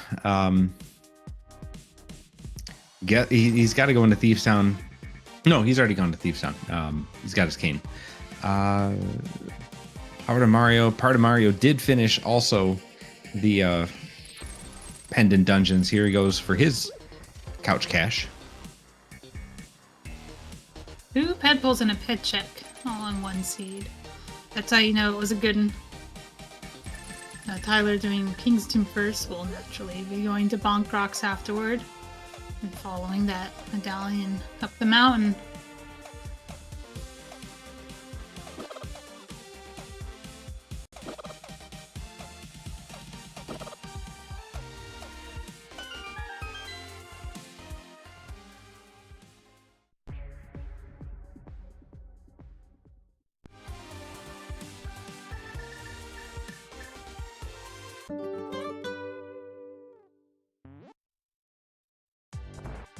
So Krithel's heading back up the mountain, this time to go to GT. Ganon's Tower, the last thing you do in these modes. Great show of execution. I would highly recommend just watching him go to GT because he has a lot of practice with this dungeon. Tyler going up here for a different reason. Almost, I like to think when you go this long without boots, you tend to forget you have them. So you see a lot of people like, oh right, I have boots, I can run.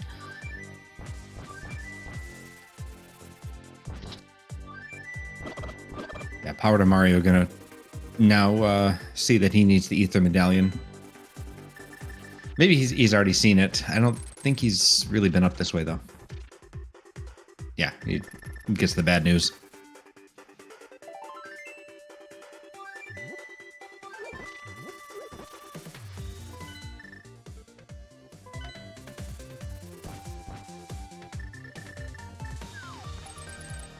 Now, going through Ganon's Tower, as Krithel is real soon to do, there's no real wrong way to do this.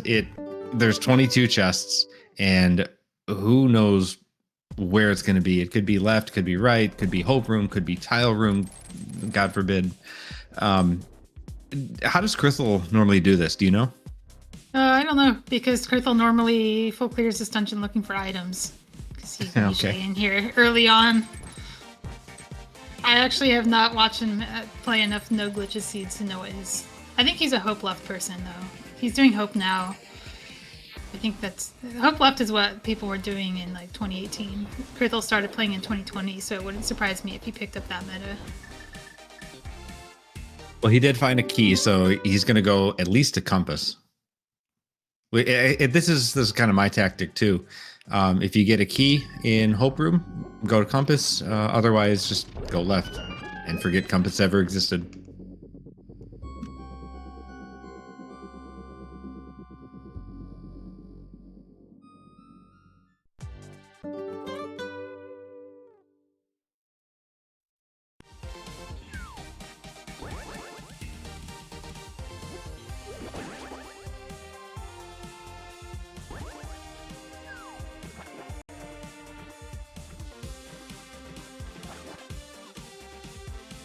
Alright, Powered Mario made it to Catfish and is now making his way back. Vexaver will probably do the same thing.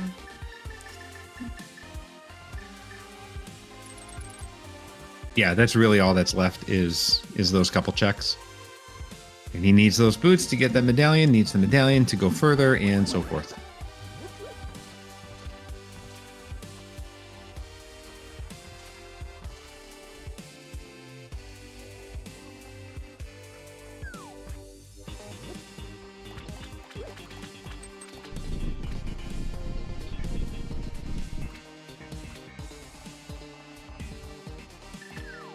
Alright, Big Q showing up in Stalfos room. That's it for the GT basement. If you're one of those people who does that room first, you're going to be very happy. Was that 9? You got 2 for Hope Room, you got 4 for... It was 10. It was 10. Okay, that's right. I actually didn't count Torch. Alright, let's watch this GT climb. Oops. Maybe not this part. Even running out of arrows, couldn't he mimic clip? He could, but it's Yeah. really hard to mimic clip when you have already killed mimics, because then you have the BMOs firing at you. Oh, I love that strat. The world record NMG runner invented that strat. Firing the arrow down. Although he doesn't quite make the spikes, it still looked really cool. Yeah. And there's bombos for Tyler Salt. Tyler Salt is now in go mode.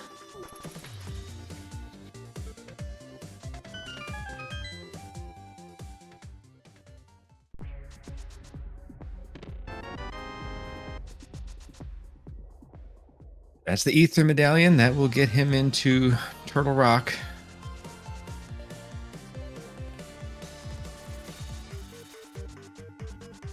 Power to Mario is going up the mountain, but I'm not really sure why.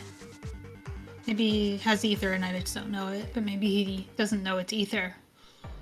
No, he does know it's Ether. He did get the bad news, and he's done Desert, so I would imagine he has the Ice Rod as well. Okay. So he has it. It's just the tracker lagging a little bit. I know sometimes you click on it and it takes a little bit of time to show up on the actual restream.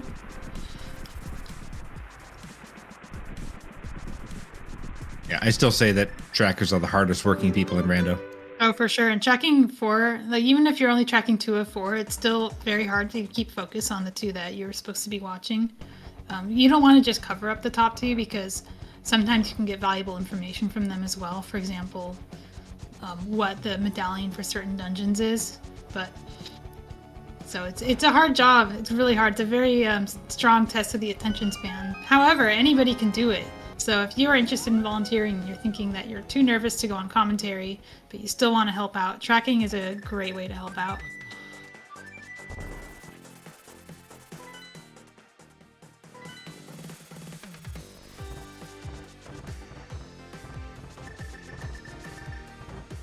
This has been such a great climb by Krithel. I hope the viewers have been watching this because this is really good. Yeah, he's sitting at 3 hearts. He has to be a little bit careful. Even takes an intentional hit just to get out of Bunny there. I mean, I don't know if he knows this, but he can afford like 3 gauntlet deaths. Oh, showing off his hovers. Oh man. Baby. Our first hover in the seed. Despite Krithel having boots the entire time, the early hook shot kind of killed it. You don't have to learn the really hard stuff like hovering to succeed. I just want to assure you, we have some top runners. The winner of the last Glitch Mentor tournament cannot hover. Like, I assure you, you do not have to learn the worst stuff. This is not Super Metroid. Hovering, in my opinion, is more like a parlor trick. It's great to show off, but it's not really going to save you a whole bunch of time normally. Yeah, it will like win you an occasional seed, but like in most seeds, it won't do anything.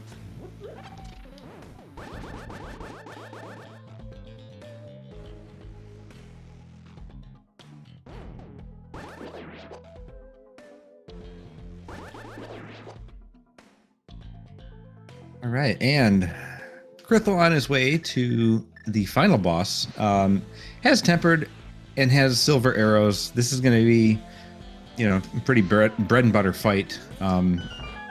Master Sword or Silverless would be a little bit more challenging, but tempered and silvers, it's fine. I think he also has a fairy in a bottle, so he doesn't even really have to worry about death. Alright, he gets downward Ganon RNG, which could make the fight a little bit hard. This is actually optimal. If you can get the 1-1 here, he saves a little bit of time on that warp. He gets a hit from the fire back because it's a little bit harder to dodge when you're not used to that direction, but takes the fairy death. No big deal. Yeah, there's that fairy in a bottle, which I believe he got from Zora. Yeah, and he did get the 1-1, which is the important thing. Just for some newer folks, 1-1, you mean Ganon has 4 cycles, and he only spends 1 kind of phase in each of those first 2 phases, or 1 cycle in each of those first 2 phases. Yeah, Ganon takes 12 hits with the Tempered Sword in both first 2 phases. So if you can get all the 12 hits in for each cycle, you can only get one of each cycle and save a ton of time. All of that is taught in Sailor Nep's tutorial and the Go Mode Podcast Boots Camp videos. It was a very quick and efficient end to this seed for Krithel. Crossing the finish line, 138.40. GG's to Krithel. Let's see if we can get him into interview soon. We have a little bit of time before the others make it into GT, so we can spend some time with Krithel.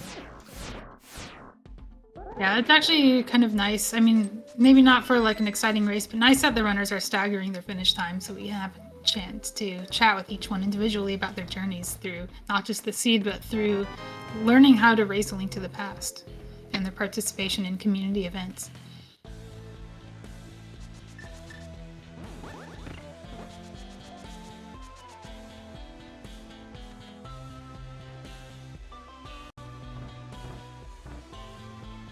And we are joined by Krithel, the winner of our class warfare, battle here. GG's, Krithel. GG, thank you very much. So I don't have a whole lot of questions about the seed. For you, it actually worked out really well finding those boots. None of the others went to Catfish until they really had to. So you found the path. Yeah, I stumbled across those. I'm very happy when I found them. Everything else kind of fell into place, given I was never going to the back of Thieves Town any earlier than I did. Pretty straightforward, really.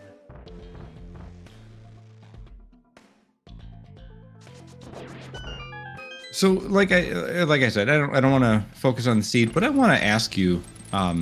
You've been around for a while. You were part of the 2020 class, but it's 2023 at this point. What really keeps you coming back to this community or this game? Is there anything in particular? I mean, the community's fantastic. It's the number one reason to come back. The game never ends up. There's always ways of spicing things up when you do too much of one thing. It can get a little bit boring. Then just switch something up and suddenly it's a whole new game. There's a lot of different ways of playing. More casual, less casual. Yeah. A lot of variety there, but I mean, it's kept me here for as long as I have. Definitely, this community is fantastic in my experience too. Now, you play mostly glitched modes. I don't think I've seen you play a whole lot of stock modes, open, standard, or even most of the league modes. Is there anything particularly alluring for the glitched modes for you? Well, glitch modes, they feel very exciting once you get into them. It opens things up a lot, and kind of once you've got a bit of a hang for it, I guess again it just mixes things up a lot and gives you a lot of ability to have very different seeds every game. So that's what keeps you going back. Plus glitches are fun. Once in a while, breaking the game can be quite exciting. Once in a while. Once in a while. Breaking the game all over the place is even more exciting. So, but it's a different experience from something like this. It's been quite fun the past few months to go back to no glitches whilst during the main tournament season. And this, it's actually been quite fun to come back, except for the lack of boots. That's been terrible. But everything else, it's actually quite fun to come back and actually follow logic, have some slightly different seeds, and have to think about things in a bit of a different way. Yeah, one of the ways to develop sometimes, like we say, like to artists and stuff, is to set limitations. And that is one of the things you can do, is just set rules limitations. Like I will only play without, Tempered Sword, and you can set difficulty settings that make it so you don't get that, and it helps you learn. But also playing within the bounds can also help. It also keeps you connected to the community who doesn't play glitch modes. So you have, I know this very well, have also helped to run a lot of tournaments in the glitch community. You talk about the experience running tournaments. Well, running tournaments it's been pretty interesting. Something moved into the last couple of years, but mostly with you.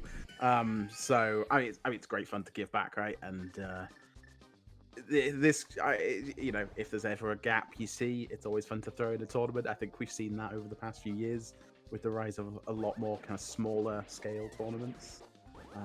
And like the glitch community especially, it's been nice to put things in, put stuff in that might not otherwise get seen. So we did a co-op league last year, which was great fun and not something you'd normally get to do. So it's a great chance to pop in and just stoke some interesting modes.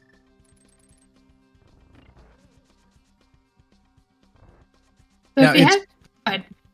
I was going to ask. It's been a while since you've been part of the mentor tournament as a mentee.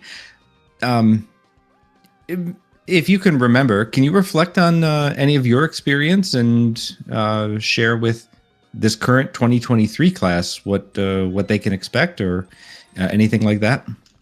Absolutely. I mean, it was so much fun. I did it twice. I ended up doing the 2020 mentor tournament and the glitched mentor tournament that happened after that, which was my route into glitched modes. So yeah, I liked it so much I came back for more. It's an incredible opportunity. I remember coming in. I didn't know a lot of stuff. So to have the community around to be able to drill their brains and just get so much knowledge flying around, and that's only increased over the years. And it was also a great opportunity to get to know other communities. So shout out to the Nordic community who kind of took me in during that first mentor tournament. Just getting to know people that you otherwise wouldn't. It's a great opportunity. Plus, it's a lot of fun. Go in, have a good time. It was a lot of fun, That's and all it's about. great to have like a low stress, low stakes way to race randomizer. Yeah. It's low stakes. There's so much you can pick up on. I mean, take it at your own speed, but my one recommendation is try and get at least a couple of mentors over the mentoring season, just to get a variety of kind of views. Everyone plays this game differently. Everyone runs this game differently. Everyone knows different things. So trying to get a couple of mentors in there gets you just a bit of a range of viewpoints. I think that's great advice. I agree. I'm also on team have multiple mentors. It doesn't mean everybody will have that. Go ahead and ask. We'll ask Vexta for his opinion, and he might say, "I love having one mentor the whole time because I learned so much from one person getting to follow my progress and really tailor their mentoring." But having multiple mentors means that you learn things that might be gaps in your mentor's knowledge or in your mentor's expertise, and you also learn different perspectives on things like how to route. I want to interrupt this interview. Vexifer had armed and executed spooky action in Misery Mire, so he was able to save a little bit of time on that.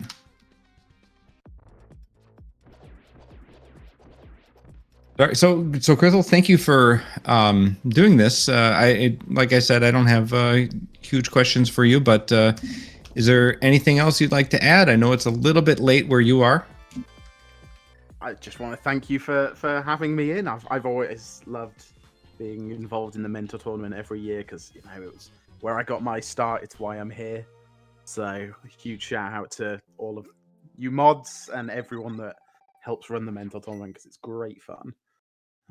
And good luck to everyone that's running in it. Enjoy.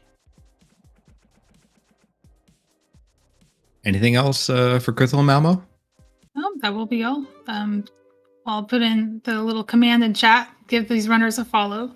We'll be seeing some great things this coming year from all four of them. And I'll let you get on to calling the action. Catch you later. All right, thank you. And GG's again. Tyler Salt picking up his arrows, replenishing after land mode 2 so that he can have 4 for Ganon. Now we saw Power to Mario Devitrius earlier with sword spins, which ended up losing a little bit of time, but I think maybe he was considering that he might need those arrows for Ganon's tower and didn't want to spend them all.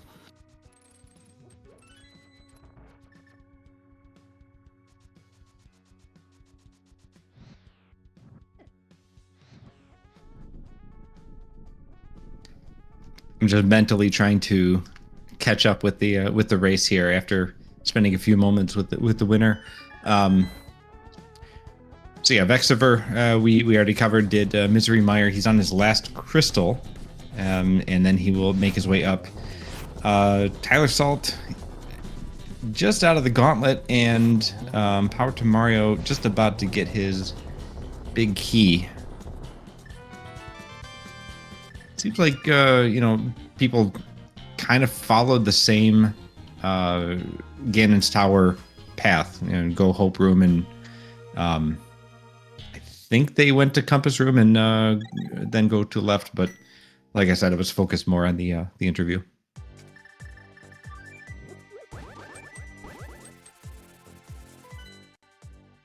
Vexiver heading up to Ganon's tower as Tyler Salt passes at Moldorm 2. The traditional way, by killing him. And no hover. No hover. I'm not sure if Tyler Salt can hover or has attempted to hover before, but whatever. Yeah, you don't need to hover. I don't hover. I have hovered and I've ruined a controller because of it. I've hovered once. I decided it wasn't for me and decided to keep Moldorm bouncing. Yeah, even if you get one of those like hook shot doesn't exist and swamp dependent seeds, like there are other ways. There is other tech you can learn that can give you the edge. So don't worry too much about that.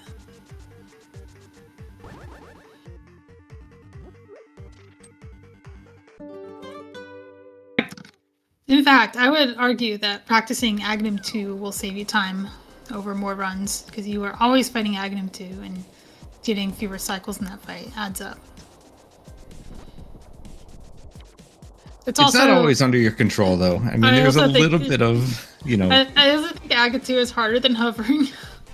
It's so hard to optimize that fight. Speaking of optimizing fights, Power to Mario did a really clean land mode too.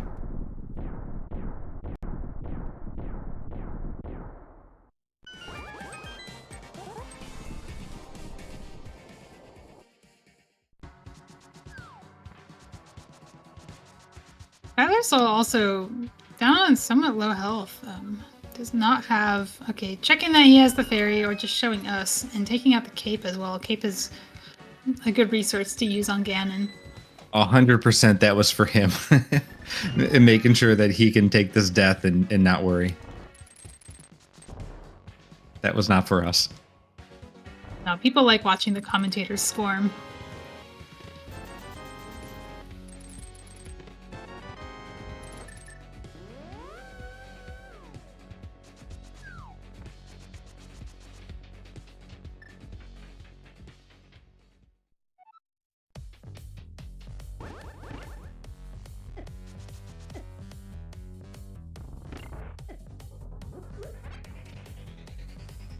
All right, no need to do the torch glitch. We have silver arrows, and bingo, bango, we have... A death. Oh, I was gonna say we have bacon, but well, we got a fairy.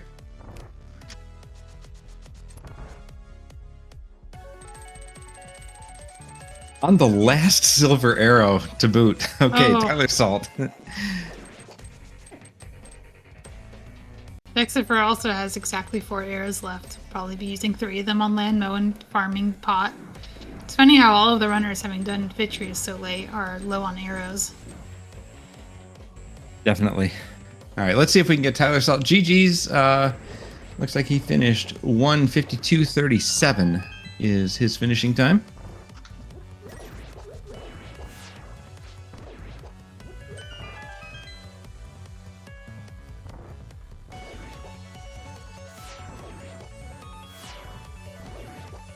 And we welcome to the booth Tyler Salt. GG's, Tyler Salt.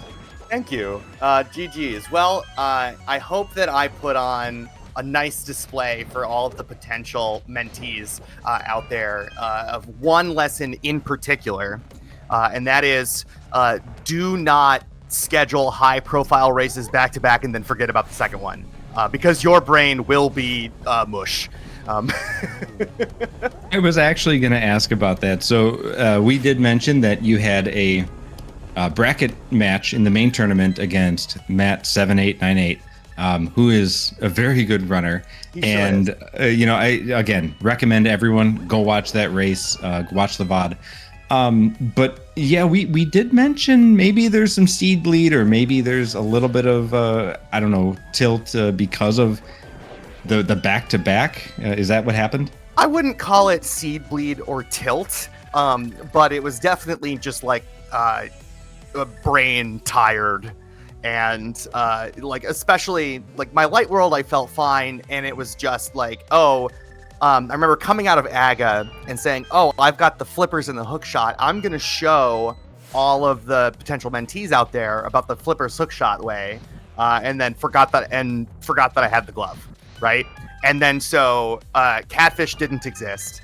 Realized I skipped catfish as I was passing by Graveyard Ledge, and then forgot about Graveyard Ledge. And I was like, all right, well, I guess we're doing this today. And then just like the boots being a catfish, just like the most Omega punished that I could have gotten for that particular brain fart. Oh man.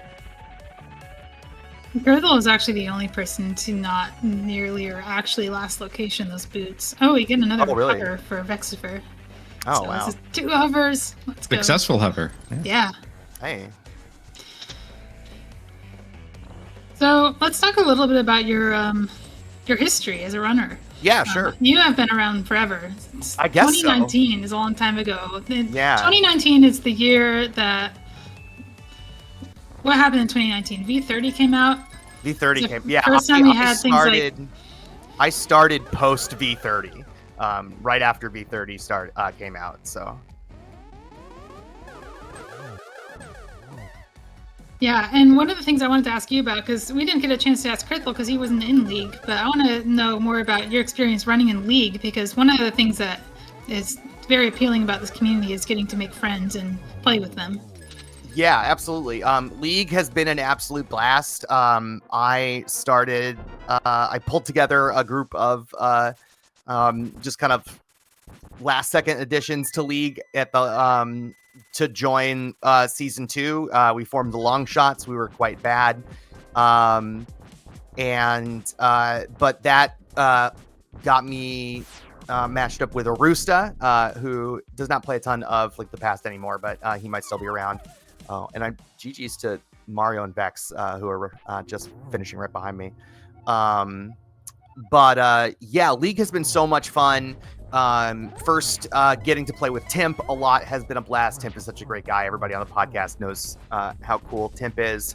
And then after Arusta stepped away, adding Dr. Earworm has been a lot of fun. And the team has just gotten better and better as we've gone on, and had a really fun run where we made playoffs for the first time this past season. Yeah. Oh, hey guys. Hey. What? GG. I assume Krithel's gone because Krithel's long gone. Yeah. It's pretty late for Krithel. Guess you did catfish after Pyramid. Yeah, yeah, it feels Yeah. bad. I meant to. Look, when I got Mir out of Eastern, I was like, you know what? I lose. Well, because after I got Mir, and then I hard last located Mir, and I hard last located Boots, like both, yeah. right? And so as soon as I did it, I was like, you know what? Someone's probably done. And when I got Boots, I looked at the whether somebody was done, and no one was done. And then maybe 2 minutes later, Krithel finished. I was like, yep. I want to draw attention to Vexor had an amazing phase 4 Ganon. Basically, Ganon didn't have a chance to leave the bottom of Hey, the room. GG Vex. Yeah, that was funny. Super Look, nice. I was a former mentee. I can hover What now. See, happened? it's possible. You can do it. So I want to corral this interview. So I want to go through a couple of people. So we talked about Tyler Salt and his experience in League, and we asked the same question to Krithel as I want to ask Tyler Salt and Power to Mario and Vextifer. What is the thing that keeps drawing you back to this game, this community? It's pretty late for Guess you did catfish after it's you addictive. Like, I mean, it's different it's this game that I love from my childhood, and it's different every time, and it just like every chest is a little hit of dopamine. What's not to like? And then the community has just been so welcoming, with very, very few exceptions. Everybody is super nice. The podcast community in particular has been really great and welcoming. I've made a lot of really good friends, some of whom, like you, Lumaga, I've met in real life. We had lunch last year. It was but so like this game is perfect. Basically, it's so frustrating but so addictive, and so much fun to watch. And so much fun to play. There's nothing really like it, and communities online can be a bit of a mixed bag, I guess I will say. And this one, like I said, with very, very few exceptions, is not. Everybody is just super nice and supportive and great, and it's just a great group of people to hang out with. Mario and Vextifer. What is the Yeah, just to echo what Tyler was saying, because I was literally thinking about this. Like, I've been engaged with numerous games over the years, numerous gaming communities for different games, and you can't avoid. You're never going to be able to fully avoid people that you have some friction points with. But as far as A Link to the Past randomizer is concerned, as far as the people that I've met through Mentor Tournament, through the other tournaments that happen, daily races, pickup races with friends and other communities that I've never met, the vast majority of people here are positive. They're welcoming. They're free with their knowledge that they've gained throughout the game. And there's things like routing where you have opinions, right? But for the most part, everybody is free with that information and eager to race and eager to have fun alongside you. So I guess I'd say to anybody who is signed up for the Mentor Tournament or thought about it and didn't, welcome. And I hope you all enjoyed today's showcase of all the different mentees we've had throughout the years. It's really cool to come together and face off against Krithel, Tyler Salt, Vextifer, and have a good time. Just to echo what Tyler was saying, because I was literally thinking about this. Like, it's pretty much the same. Just kind of not to echo everybody directly, but also I think I used to play some fairly competitive Counter-Strike back in the day, and so it's been great. So I recently had a kid, and so I haven't had as much time to play, but I'm kind of getting back into a routine, which is nice. But my priorities have shifted. I don't get mad when I lose anymore or anything like that. It's kind of been just a lot more refreshing for me in general to just play the game that I love with people I love to play with. It's always nice to just be able to hit up a variety of different Discords to be like, hey, anybody want to play? And usually you'll get one or two people to just, have a chill voice chat race and kind of just talk to. But I would never have even played this game or the randomizer without the Mentor Tournament. So my first randomizer seed of ever was one of the asyncs for the Mentor Tournament, right? And so Mentor Tournament for sure has a special place in my heart, just for getting me involved in the community. And I play a lot of randomizer in general. I get an itch all the time. It's nice to be able to just pick something up that, like Tyler said, it changes all the time.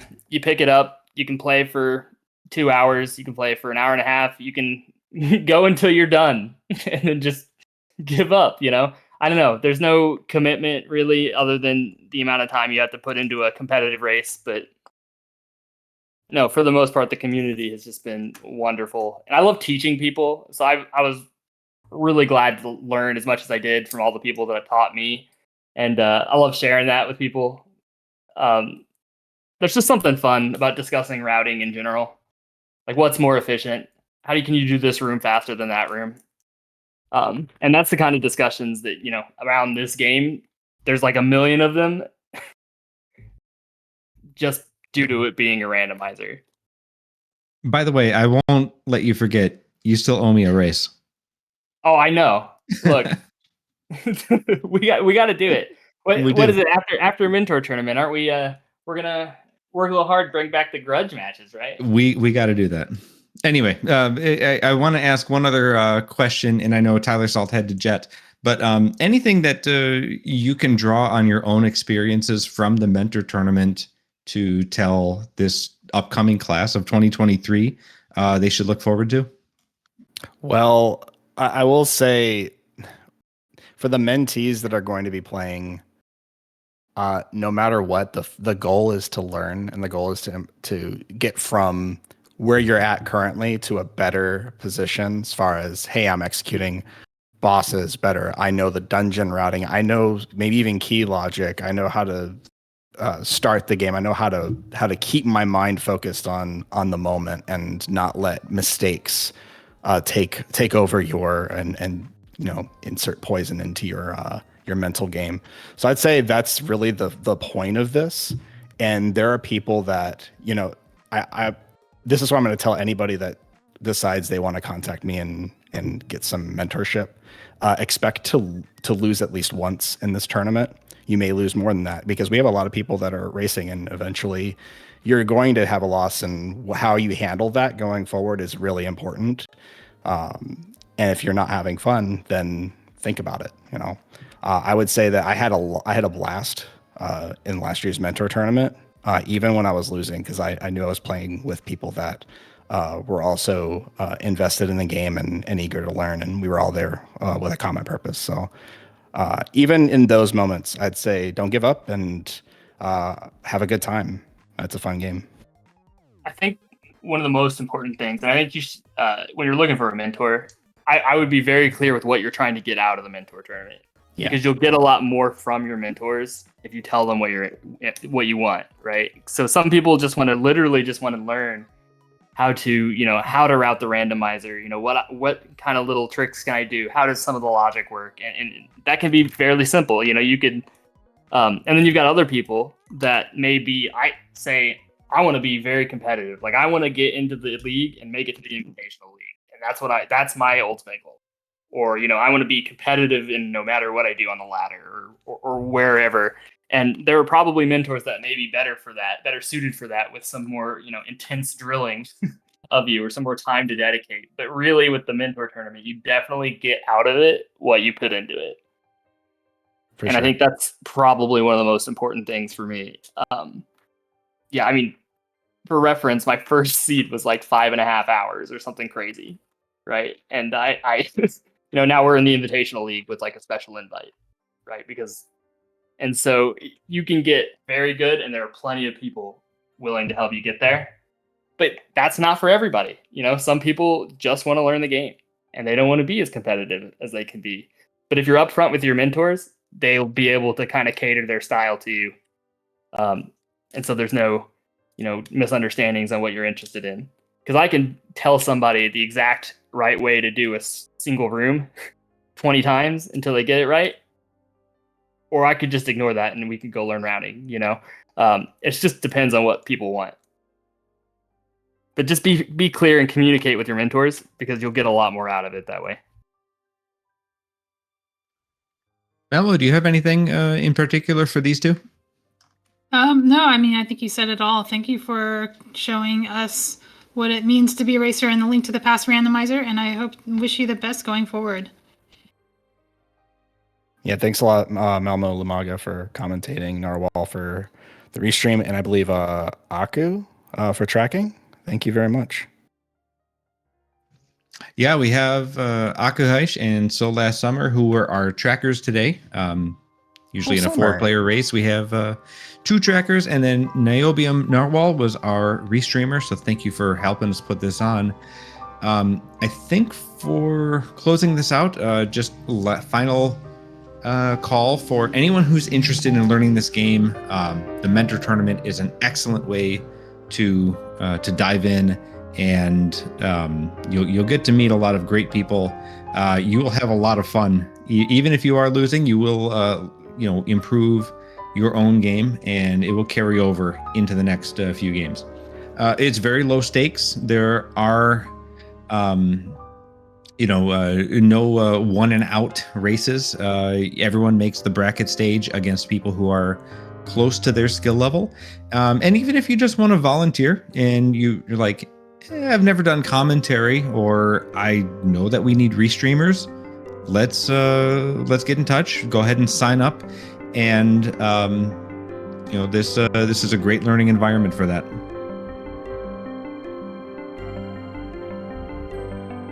I think with that, we might end up calling this. And Malmo, thank you so much for joining me. This is the first time you and I have done commentary together, and I was super happy to be paired up with you. It was a pleasure. All right, and subscribe to the Go Mode podcast. Check out the Mentor Tournament. Even as a viewer, we'd appreciate your support. And everyone, have a good evening. Thank you.